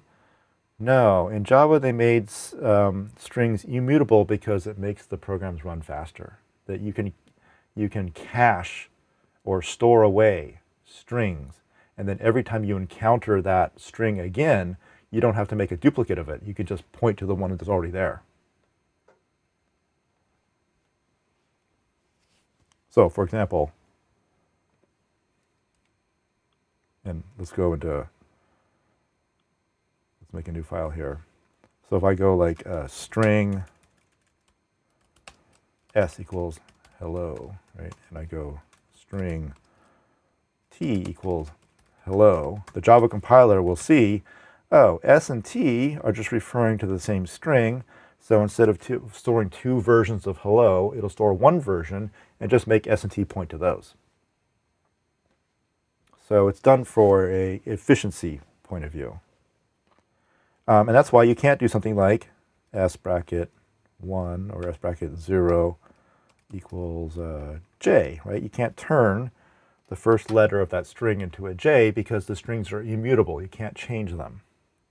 So if you do attempt to change a letter of a string by using one of the string functions, it now creates a new string.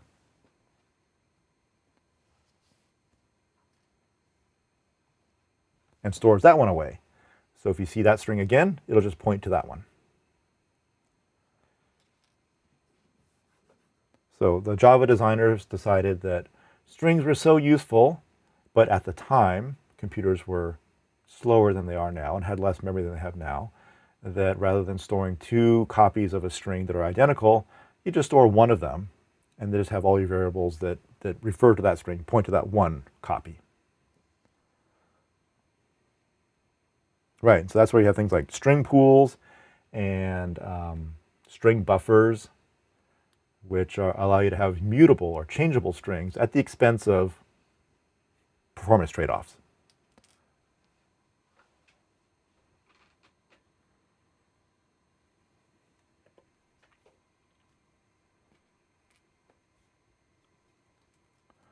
Why are Java strings immutable?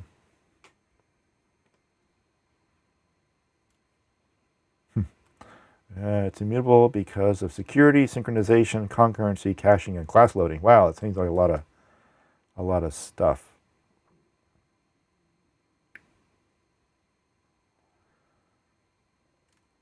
I think primarily it was for efficiency, but I could see how things like security and synchronization would come into play. If you have two threads in Java and they're both accessing the same string, if one of them is trying to modify that string and the other one's also trying to modify that string, then you can come into a situation where those changes could collide with each other and get unpredictable results.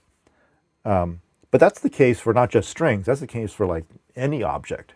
And strings are special kinds of objects. There are any other kind of objects are mutable objects, right? You can call the setters and getters on an object and change the variables inside. And there you run into the same problems. You run into synchronization and security problems and coherency and caching.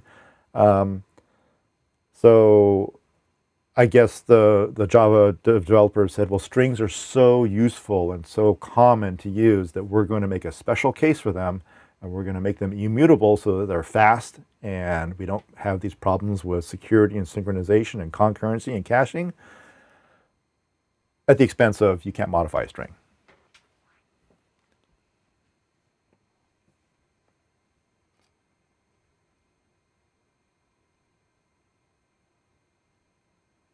How does string builder work? You know, we could look at the source code for Java.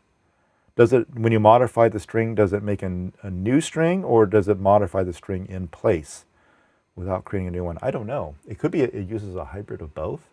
It could be that it sees that if you're just modifying one character, that it just does it in place, but if you're appending to it, then it makes a new one. I'm not sure. We can look at the source code and find out. I'm not going to do that right now because I got to go. But that would be easy to do, to just Google for Java string builder source code. And you could go find the source code for that. See what it does.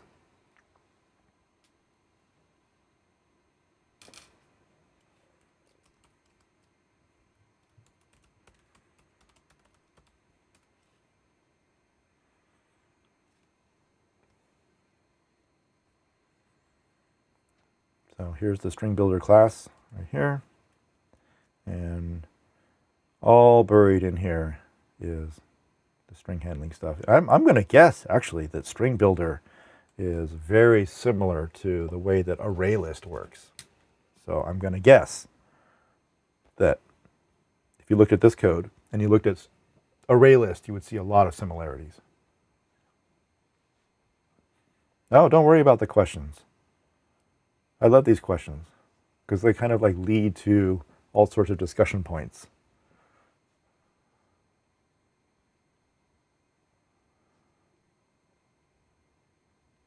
Where do you find C source code? I just Google for it. I type the name of the function and I type C source code on the end of my query, and that usually leads me to where I need to go. And then Akash brought up the find or function might break when the input ends with an O, and you are absolutely correct.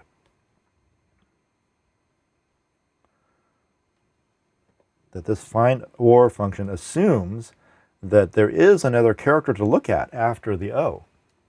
And so really to make a good version of this function, we would have to take that into account. We would have to see if this character is an O, and we're not walking off the end of the function. So we could do and, let's see, I is, S of I plus 1 is not equal to the null character. And like that. So we see if the ith character is an O, and the next character is not the null. Actually, you know what? Come to think of it, I don't think we need this. I mean, I can see what we're getting at, right? We want to make sure that the O is not the last character of the string, and that we don't walk off the end of the array. But we're not going to walk off the end of the array, because we know that there's going to be, if the O is the last character in the string, there's going to be a null character sitting after it. So there is at least one more character to look at.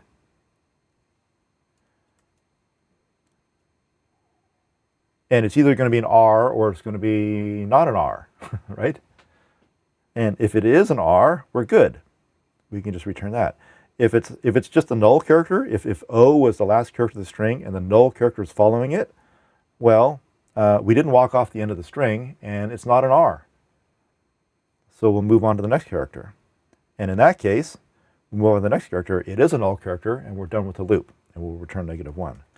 So I think just taking advantage of the fact that there's a null character sitting after the last character of the string will save us in this case, that we don't have to look to see if the character after the O is a null character.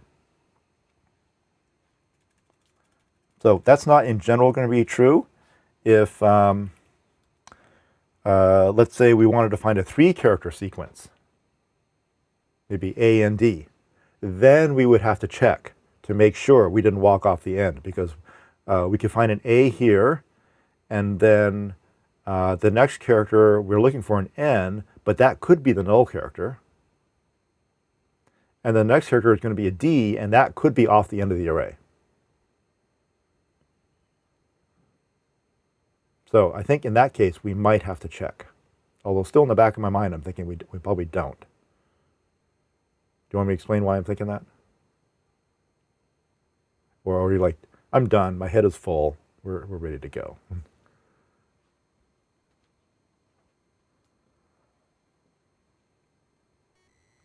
The reason why I think you might not have to look at that, the null character here, is because C does something called short circuit evaluation. So it'll evaluate the first condition, and if that condition is not met, it won't even evaluate the others. It'll just stop, because it knows the whole thing is going to be false. Right? If we're doing a whole bunch of ands, if this is an A, and this is an N, and this is a D, if this one is not an A, we're done. We can stop. We don't have to look at the others. If this was an A, and this one is not an N, we can stop. We don't have to look at this one. Okay, if this one is an A, and this one is an N, then we'll look at the third one, but we knew this one was an N, which means there's going to be either an N or a null character sitting here, and so we're okay.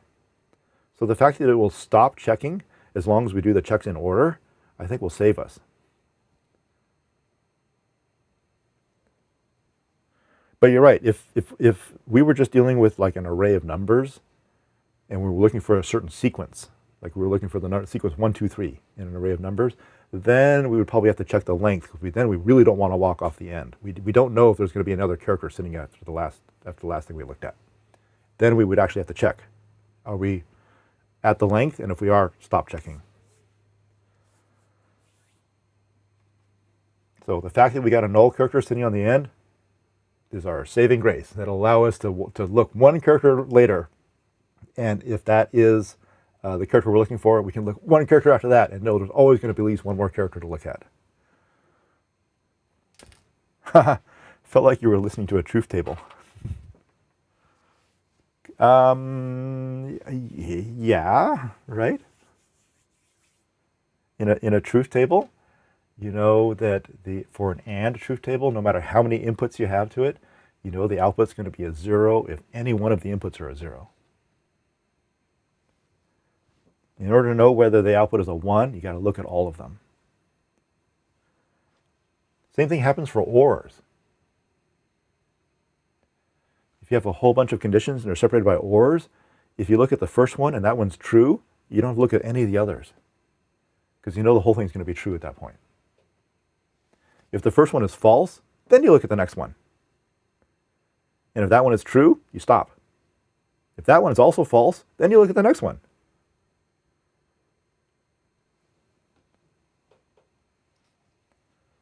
So you can take advantage of the short circuit evaluation to kind of control how many of those conditions are actually looked at.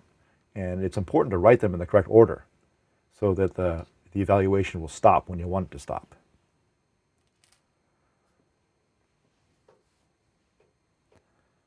That's like advanced shell programming. The bash shell uses short circuit evaluation too, and you can string commands along with ands and ors and get them to execute in sequence and to stop the sequence when something goes wrong.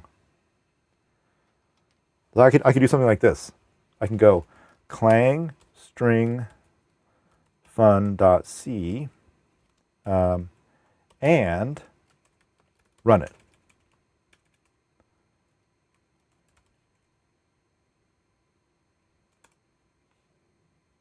Okay, so it compiled the program, and then if the compile was successful, it runs the program. Okay, so if this part of the command returned true, then it has to evaluate the second part of the command to find out if that is true. If the compilation failed, the compiler will return false. And then the short circuit evaluation takes over and it says, I don't have to run the program because the first part of this was false. Let's put an error into here so that the compile will fail. Let's take off this brace right here. Okay, so we'll compile and run, and now we get an error. We get a whole bunch of errors, but it didn't run the program because the compile failed. So even though we wrote on the command line to compile and run the program, because the shell will stop the command sequence as soon as it hits a false, we can write the whole command out, and it will only do the parts that return true.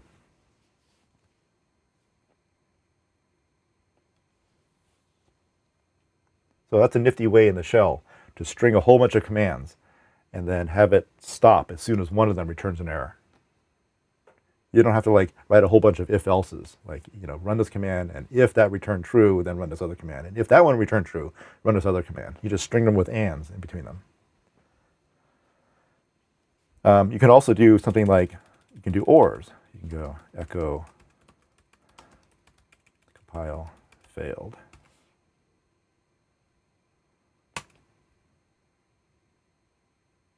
So we've got compile failed here, so the compilation, and then because that returned false, it has to execute the next command to find out if that one returned true, and so we get the message there.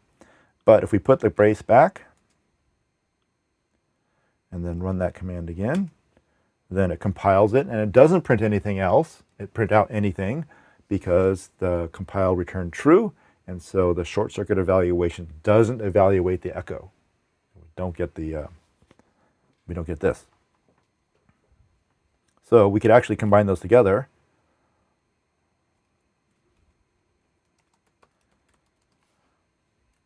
We could say compile and run, or print out our error message.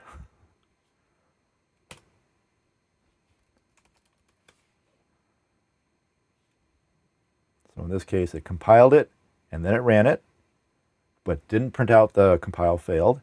And then if we put an error in here, now we get our error message, but it doesn't attempt to run it.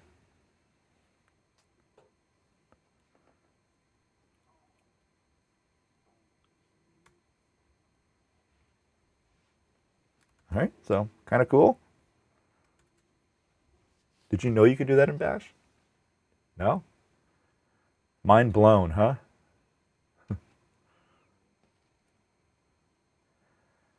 So that probably leads to the next question, which is, how are these commands returning true or false? How does it know what does it true mean? What does it false mean? And that all has to do with where is it? That integer that main returns.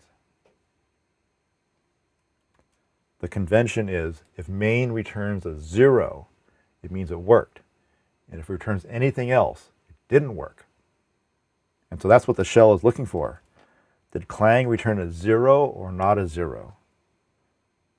Did a.out return a 0 or not a 0? Did echo return a 0 or not a 0? And why is it backwards in the shell? Well, I guess it's because there's only one way for a program to work, and there's a whole myriad of ways for it to not work. And so that's why 0 was chosen to mean true, and anything other than 0 was chosen to mean false, as far as the shell is concerned.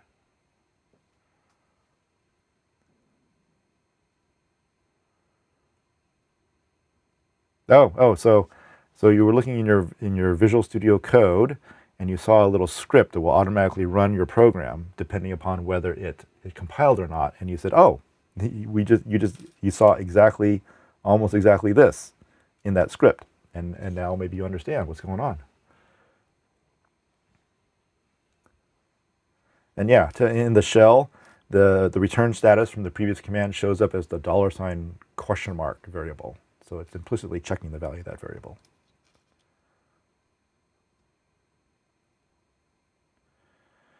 Could a fake element be appended onto the end of an array to simplify and utilize a short circuit? Yeah, some programmers do that. Like if you just have an array of numbers, then you could actually add one more element onto that array, and you could put some kind of like marker value at the end, like a -1 or a 0 or 2 million, some value that wouldn't otherwise occur in the array, and you can use that to kind of act as kind of like a little buffer so that you can look one past the element of the array and know that you're not going to walk off the last. You can look one past the last valid element and know you're not going to walk off the end. So yeah, some people do absolutely that. So rather than pass the length around, you just have this marker at the end. It says, here's the end of the valid data.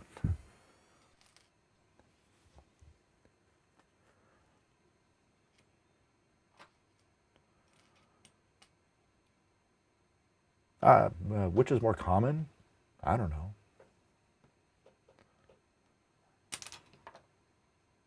Particularly, I wouldn't use the markers so much if I didn't know exactly what valid values were. Like if I just had an array of numbers and it's possible that my marker value could be a valid piece of data, then I wouldn't use that marker.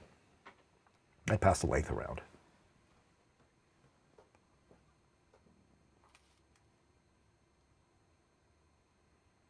Anyway, oh, it's 11:30. We should really go.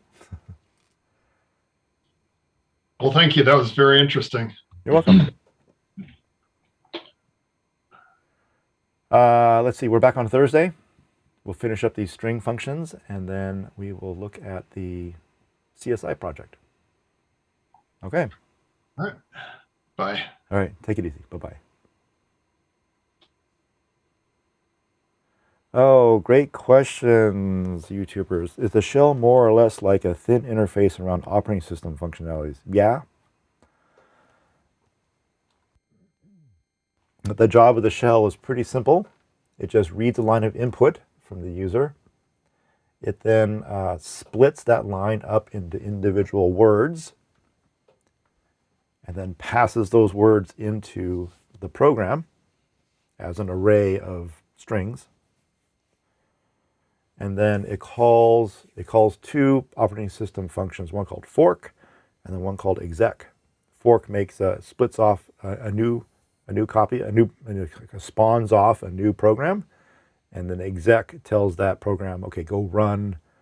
So it spawns off a new process, and then it tells that process to go run the program that you stated on the command line. So it runs in this tight little loop. It gets an input, line of input from the user. It just uses at its very simplest, like fgetS. And then it splits the input line into words, stuffs those words into an array of strings, passes that array into, actually, then it does fork, and it does exec, and then when it does that exec, it passes that string in to the exec. And then that's all it does. So you can write a really simple shell in about 20 lines of code. I mean, it won't do much. It won't do all the fancy stuff that the shells that we're used to do. It won't do like variable substitution. It won't do command line editing. It won't do job control. But it very simply just read a line of input, split it into words, do a fork and an exec, and then you're done. Then go back and get the next line of input.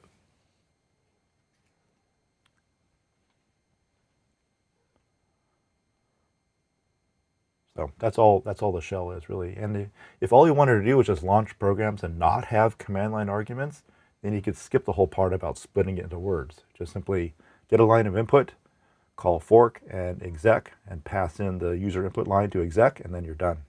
Go back and get another line of input.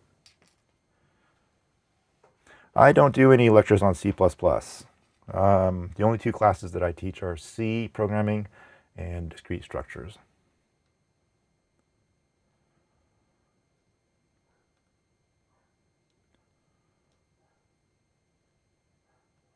And if you wanted to get on my schedule, if you actually wanted to be in my class, you would have to register at my college.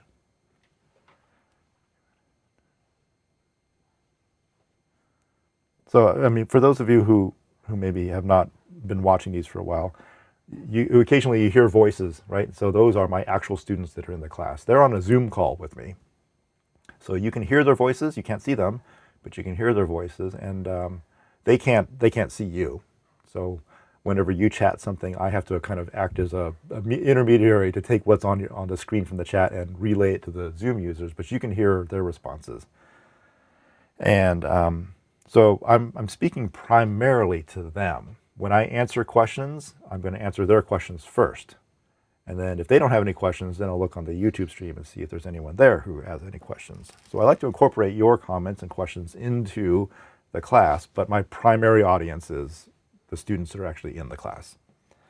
Do I have any artificial intelligence lectures? No, I'd say no, I don't. With the exception of occasionally on some of my programming assignments, I work a little bit of AI into it, but I don't, it's really superficial. It's nothing super deep. Any book recommendations? So the book that I'm using for the class is called C for Programmers.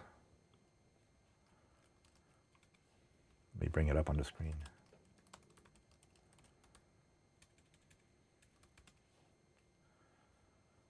It's this one right here.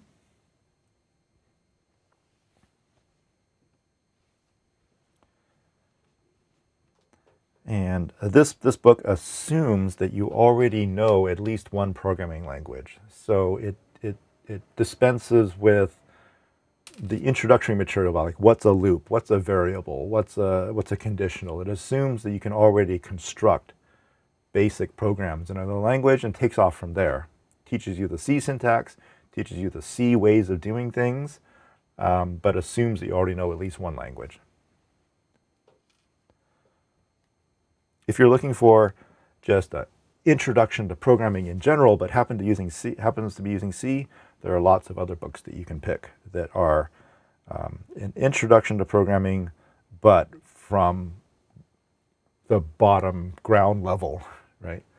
This book that I'm using starts at, like, level number 2. You already know a little bit about programming. We'll go from there, but you can look for some ground level books if you're interested in learning it totally from scratch. You don't know what a variable is. You don't know what a conditional or a loop or a function or anything like that.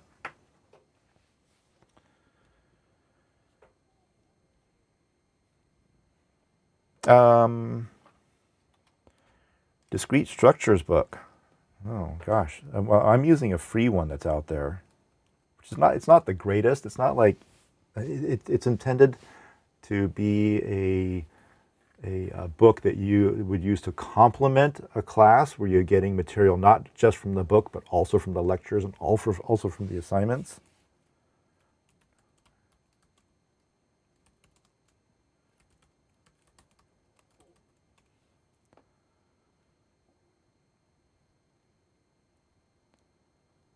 Oh, let's see, is it this one?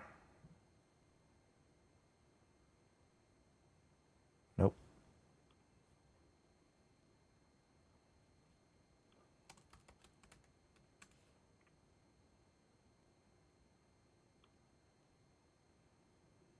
Oh, yeah, here it is.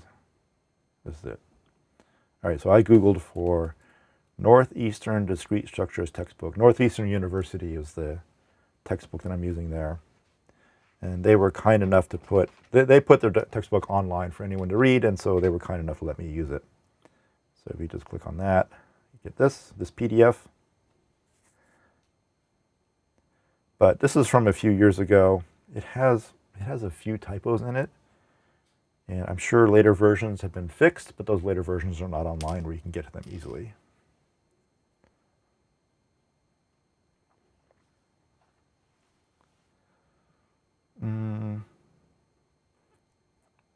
And then, of course, if you go on Amazon and you just search for discrete structures, lots of other books. And just make sure you're separating discrete structures from discrete math. Right? Those are kind of related topics, but the math stuff, you won't find any computer science things in it. Discrete structures is kind of like discrete math for computer science students. Oh, this one right here, the second one here, this is an updated version of that free textbook. So it costs $80, but this is the latest version that's actually printed. And then there's this one here, discrete mathematical structures, discrete structures, logic, and computability. I've seen this one. This one's pretty good. It's expensive though, $100. Applied discrete structures. What else we got? Mathematical structures for computer science. There's all sorts of books there to take a look at. Go to Amazon. You can do the look inside thing if it's available. Get a sample chapter from it. See if it's what you're looking for.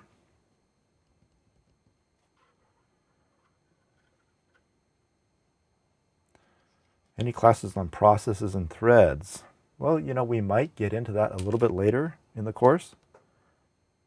We don't have time to get into it super deep, but we can get into it a little bit. And then guidelines to being a C or C++ developer. Oh, that's a whole discussion unto itself.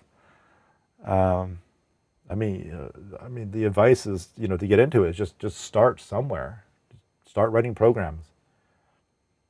Become proficient at the language, and then start digging into the things that make C unique, like the ability to do embedded systems or work with the hardware. Once you learn the C syntax, do some Arduino stuff. Those little computers. Shoot, I don't have one that's like just sitting around for me to show you, because they're all in bins in my office here. You know what I'm talking about. Like, oh, I can just show you a picture. What am I talking about here?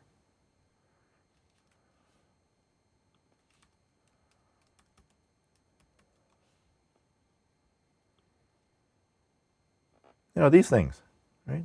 They're really small, about the size of a credit card. You program them in C, and you can do things like hook up lights and buttons and motors, and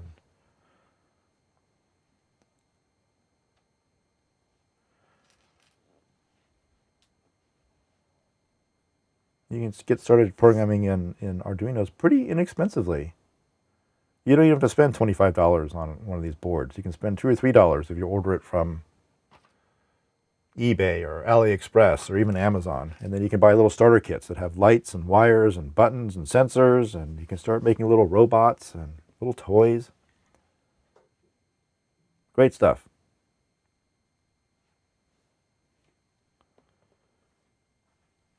Combinatorics and counting, I do have stuff in my discrete structures course on that. That'll be coming up in like 3 weeks.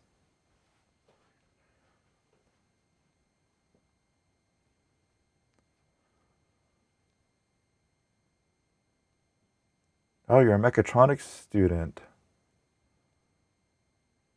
So I would assume that mechatronics, really is a combination of computer programming and kind of engineering, right? So you're working with, at least that's my understanding what mechatronics is joining those two disciplines together. We do have a mechatronics program at our institution, and you do things like learn how to program automation systems. Think about factory systems that have to sort, like, conveyor belt stuff coming down the conveyor belt. You've got to look at the individual things coming down and sort them into bins based perhaps on their size or color or characteristics of them. Think about if you're harvesting fruit, right? You got all these apples rolling down a conveyor belt, and you need to take the ones that are bruised and deformed and push them into a reject bin, and keep the ones that look nice and put them into the acceptance bin. So that would be an example of mechatronics. Or gasoline pumps at the gas station, fuel station. That would be mechatronics. What else would be mechatronics? So basically, any kind of like automated, mechanized system is, to me, that's what mechatronics is.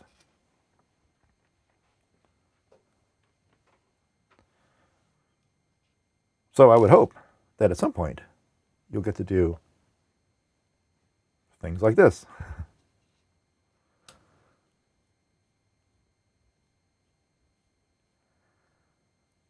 Where you can hook up and make, little robots that run around and do things like follow the light, or look at the red thing, identify the red thing and turn on a light.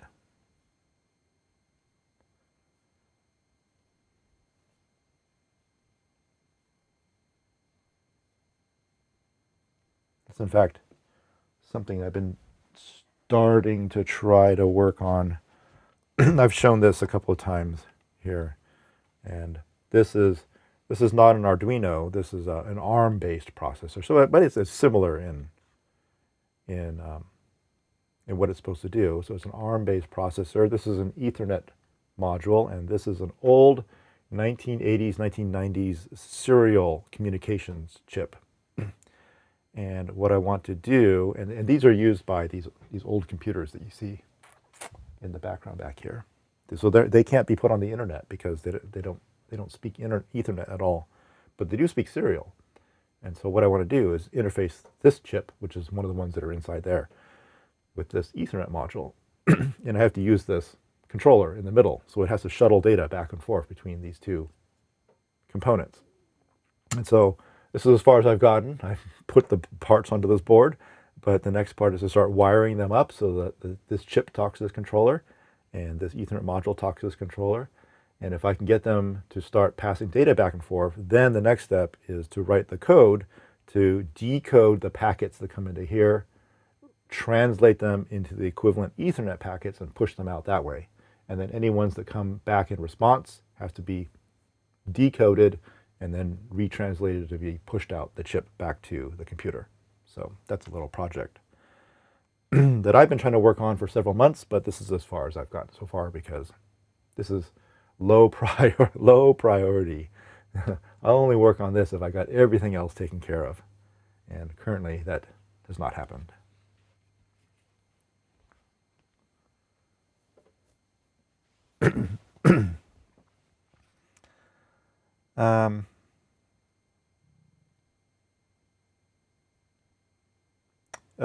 How to learn computer graphics.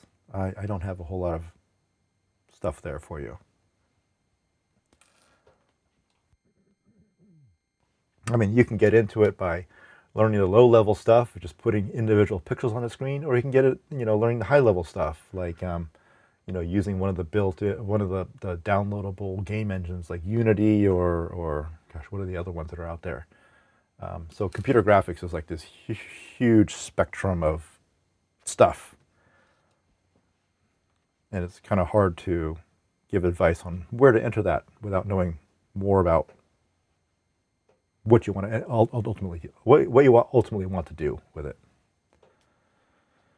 Will I be open sourcing it? Oh, that little project? Yeah, the idea is to make it be an open source project that anyone could buy the parts for. Believe it or not, the part that's most expensive on here is this old chip. It's about $10 because it's just not manufactured in any quantity anymore. The microcontroller is $2 or $3. The Ethernet module is also a few dollars. This one's like 10. So eventually, in version 2 or version 3 of this, I'll try to do away with this chip entirely by emulating it entirely in software. But that's a huge undertaking because this chip does it's almost a little mini computer in itself. And so to be able to replicate all of its functionality entirely in here, difficult to do. But eventually, anyone who wants to buy this could save $10 by not having this chip.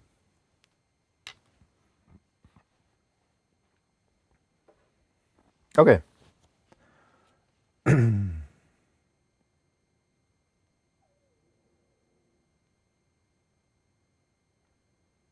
What will be this line of code to evaluate if n is 0? Is 0 prime? Is that what you're asking? Is 0 prime?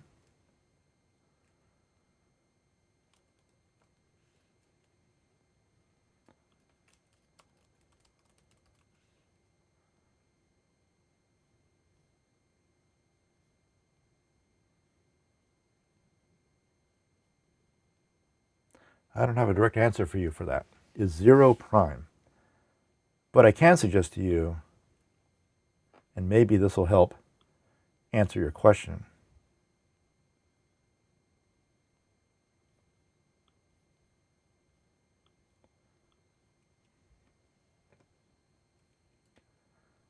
Is 1 prime? So there's a YouTube video, 1 and prime numbers by the number file channel.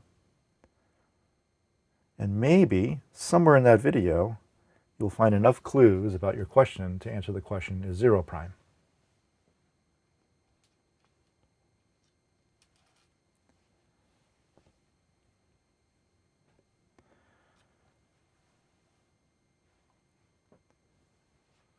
Oh, last question. How's the COVID situation there? Doing pretty good. At least in the immediate area around us, around me, where I live. Illness is way down. Deaths are way down. They're looking at possibly easing up the mask requirements in the next couple of weeks for school kids. So that'll be good news. And that's all kind of hinging on hoping that things continue in their downward trend and that some new variant doesn't pop up and send things back upward again.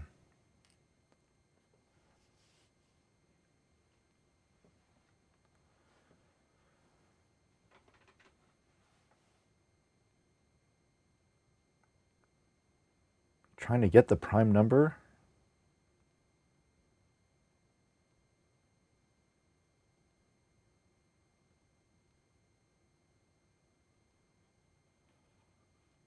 Try to determine if 0 is prime or not.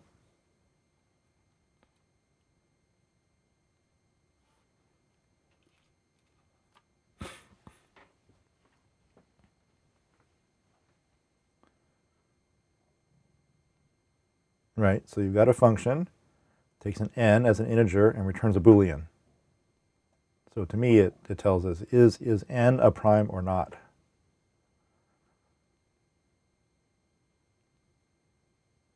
That's what I'm getting out of your question. Is n a prime or not? Is 0 a prime or not?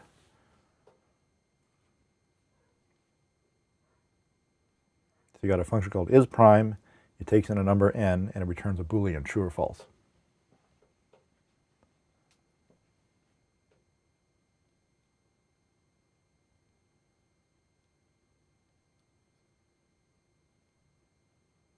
I don't know. What will the function evaluate to if n is 0? Well, so that depends upon whether you consider 0 to be a prime or not.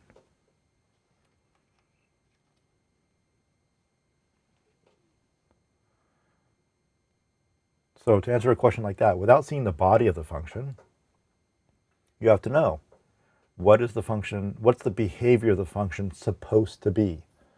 What is it supposed to do when n is 0? Without seeing the body of the function, all we can say is, if n is 0, then this is how it's supposed to behave, and then we'll write the code to make it behave that way. So we start by saying, when n is 0, this is what it's supposed to return. Is it supposed to return true, or is it supposed to return false?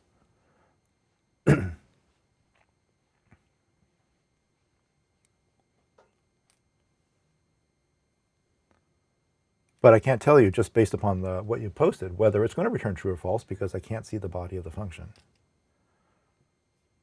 So in that case, you just got to go to the definition. What is a prime number, and is 0 considered to be prime or not? Then you decide whether it should return true or false, and then write the body accordingly. If you don't have the body, do you have some kind of specification to follow? Has someone written down, like, this is the way the function is supposed to behave? Like maybe they've written some pseudocode for the body, and they're asking you, what will this return if n is 0? And then you got to analyze the code and figure it out.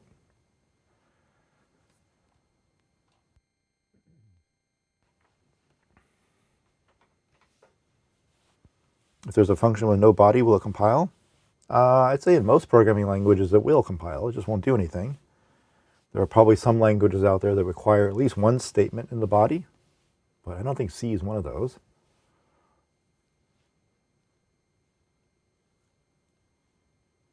But actually, it won't compile because it doesn't return something, right? It's defined to return a Boolean, and you're not returning anything, so it won't compile.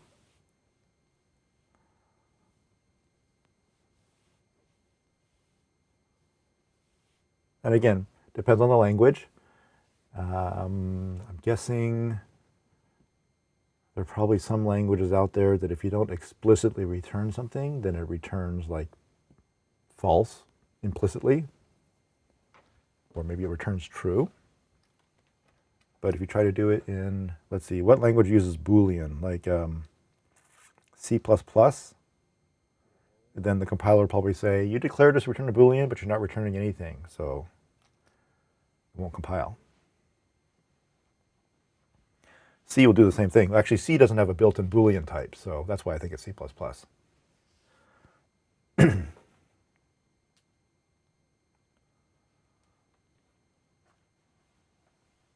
Oh yeah, it's only main that returns 0 in C by default. All the others would have to return something. There would have to be a return statement in there.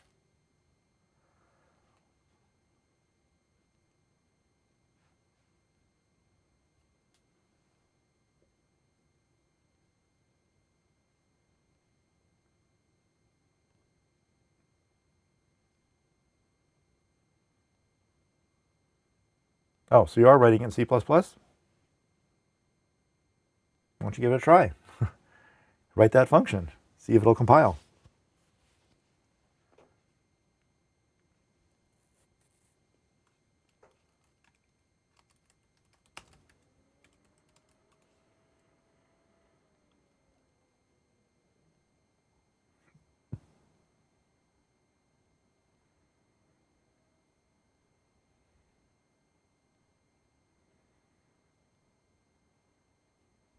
Does it compile?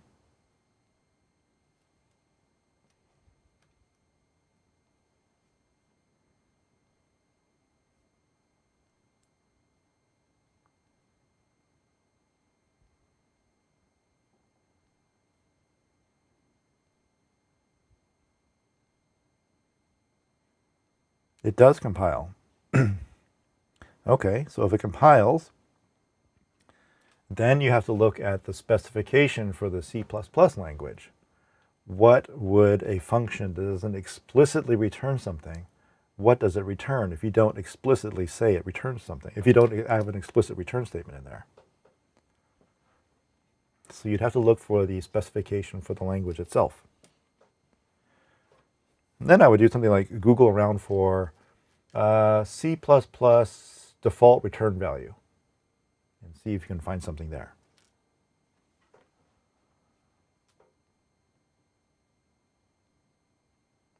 So I think now we're getting down to the meat of the problem here. I think what Blizo is saying is if you have some function that takes in an integer parameter and returns a Boolean, doesn't matter what the function is, you have some function that takes in a number parameter and returns a Boolean, but you don't actually have a return statement in there. What does it return? And so that has nothing to do with primes. It has to do with what does the C++ compiler do in that case. And there you'll have to dig around a little bit and do some research.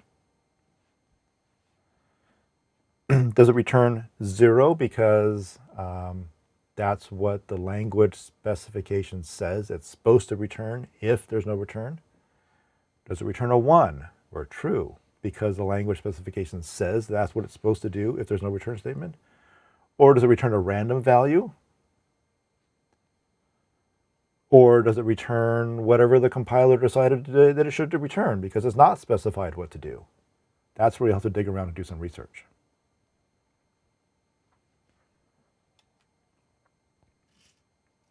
So you could compile the program and run it, and it'll give you some value, print it out, see what it is. But the question is that value random? Is it a specified value? Or is it an unspecified value? Do some research, find out.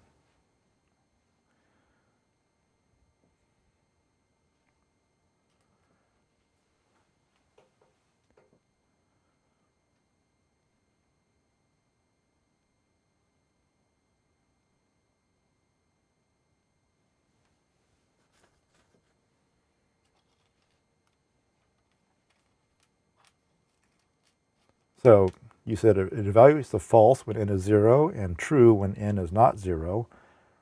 But I think if this is like a homework question, the real question is that expected behavior? Like, is that actually written down somewhere? It says, when you do this, this is what's going to happen. Or is it unspecified behavior? This is what just happens to happen because it was the easiest thing to do. But there's no actual written specification about what it's supposed to do. That's the real question.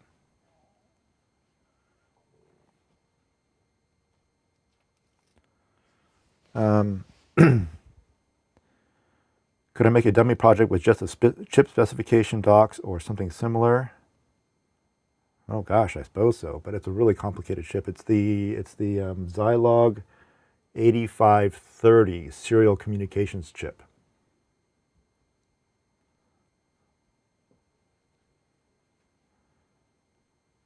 So it does synchronous, asynchronous, error checking, non-error checking, different bit sizes. I mean, it does a whole variety of stuff.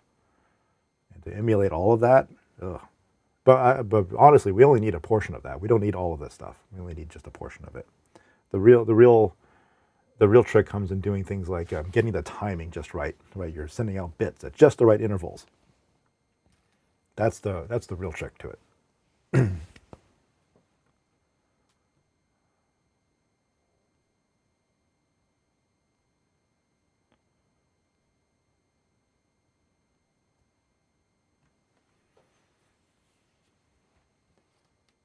So, Back to the C++ question. Yeah, do a little bit of research to find out, is that specified behavior? Like there's actually a written specification that says this is the way functions should behave when there's no return?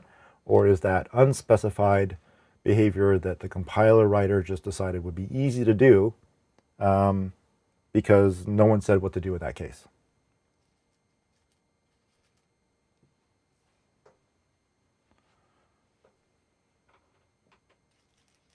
Oh yeah, there's lots of books on compilers.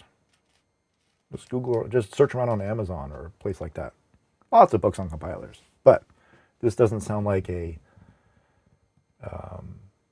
compiler writing problem. This sounds like a language specification problem. So, like I said, Google around for like C++ default return value. See what you get. Okay, it's 12 o'clock now, so I really gotta cut this stream short. I can cut it off now because I now have to go do some other work.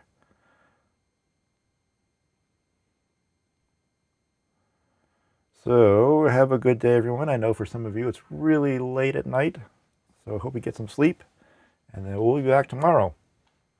This will be my discrete structures course. And what are we doing in that one? We are, gosh, I'm in C mode right now, so I've forgotten what we're doing in the other course. Oh, we're doing cryptography.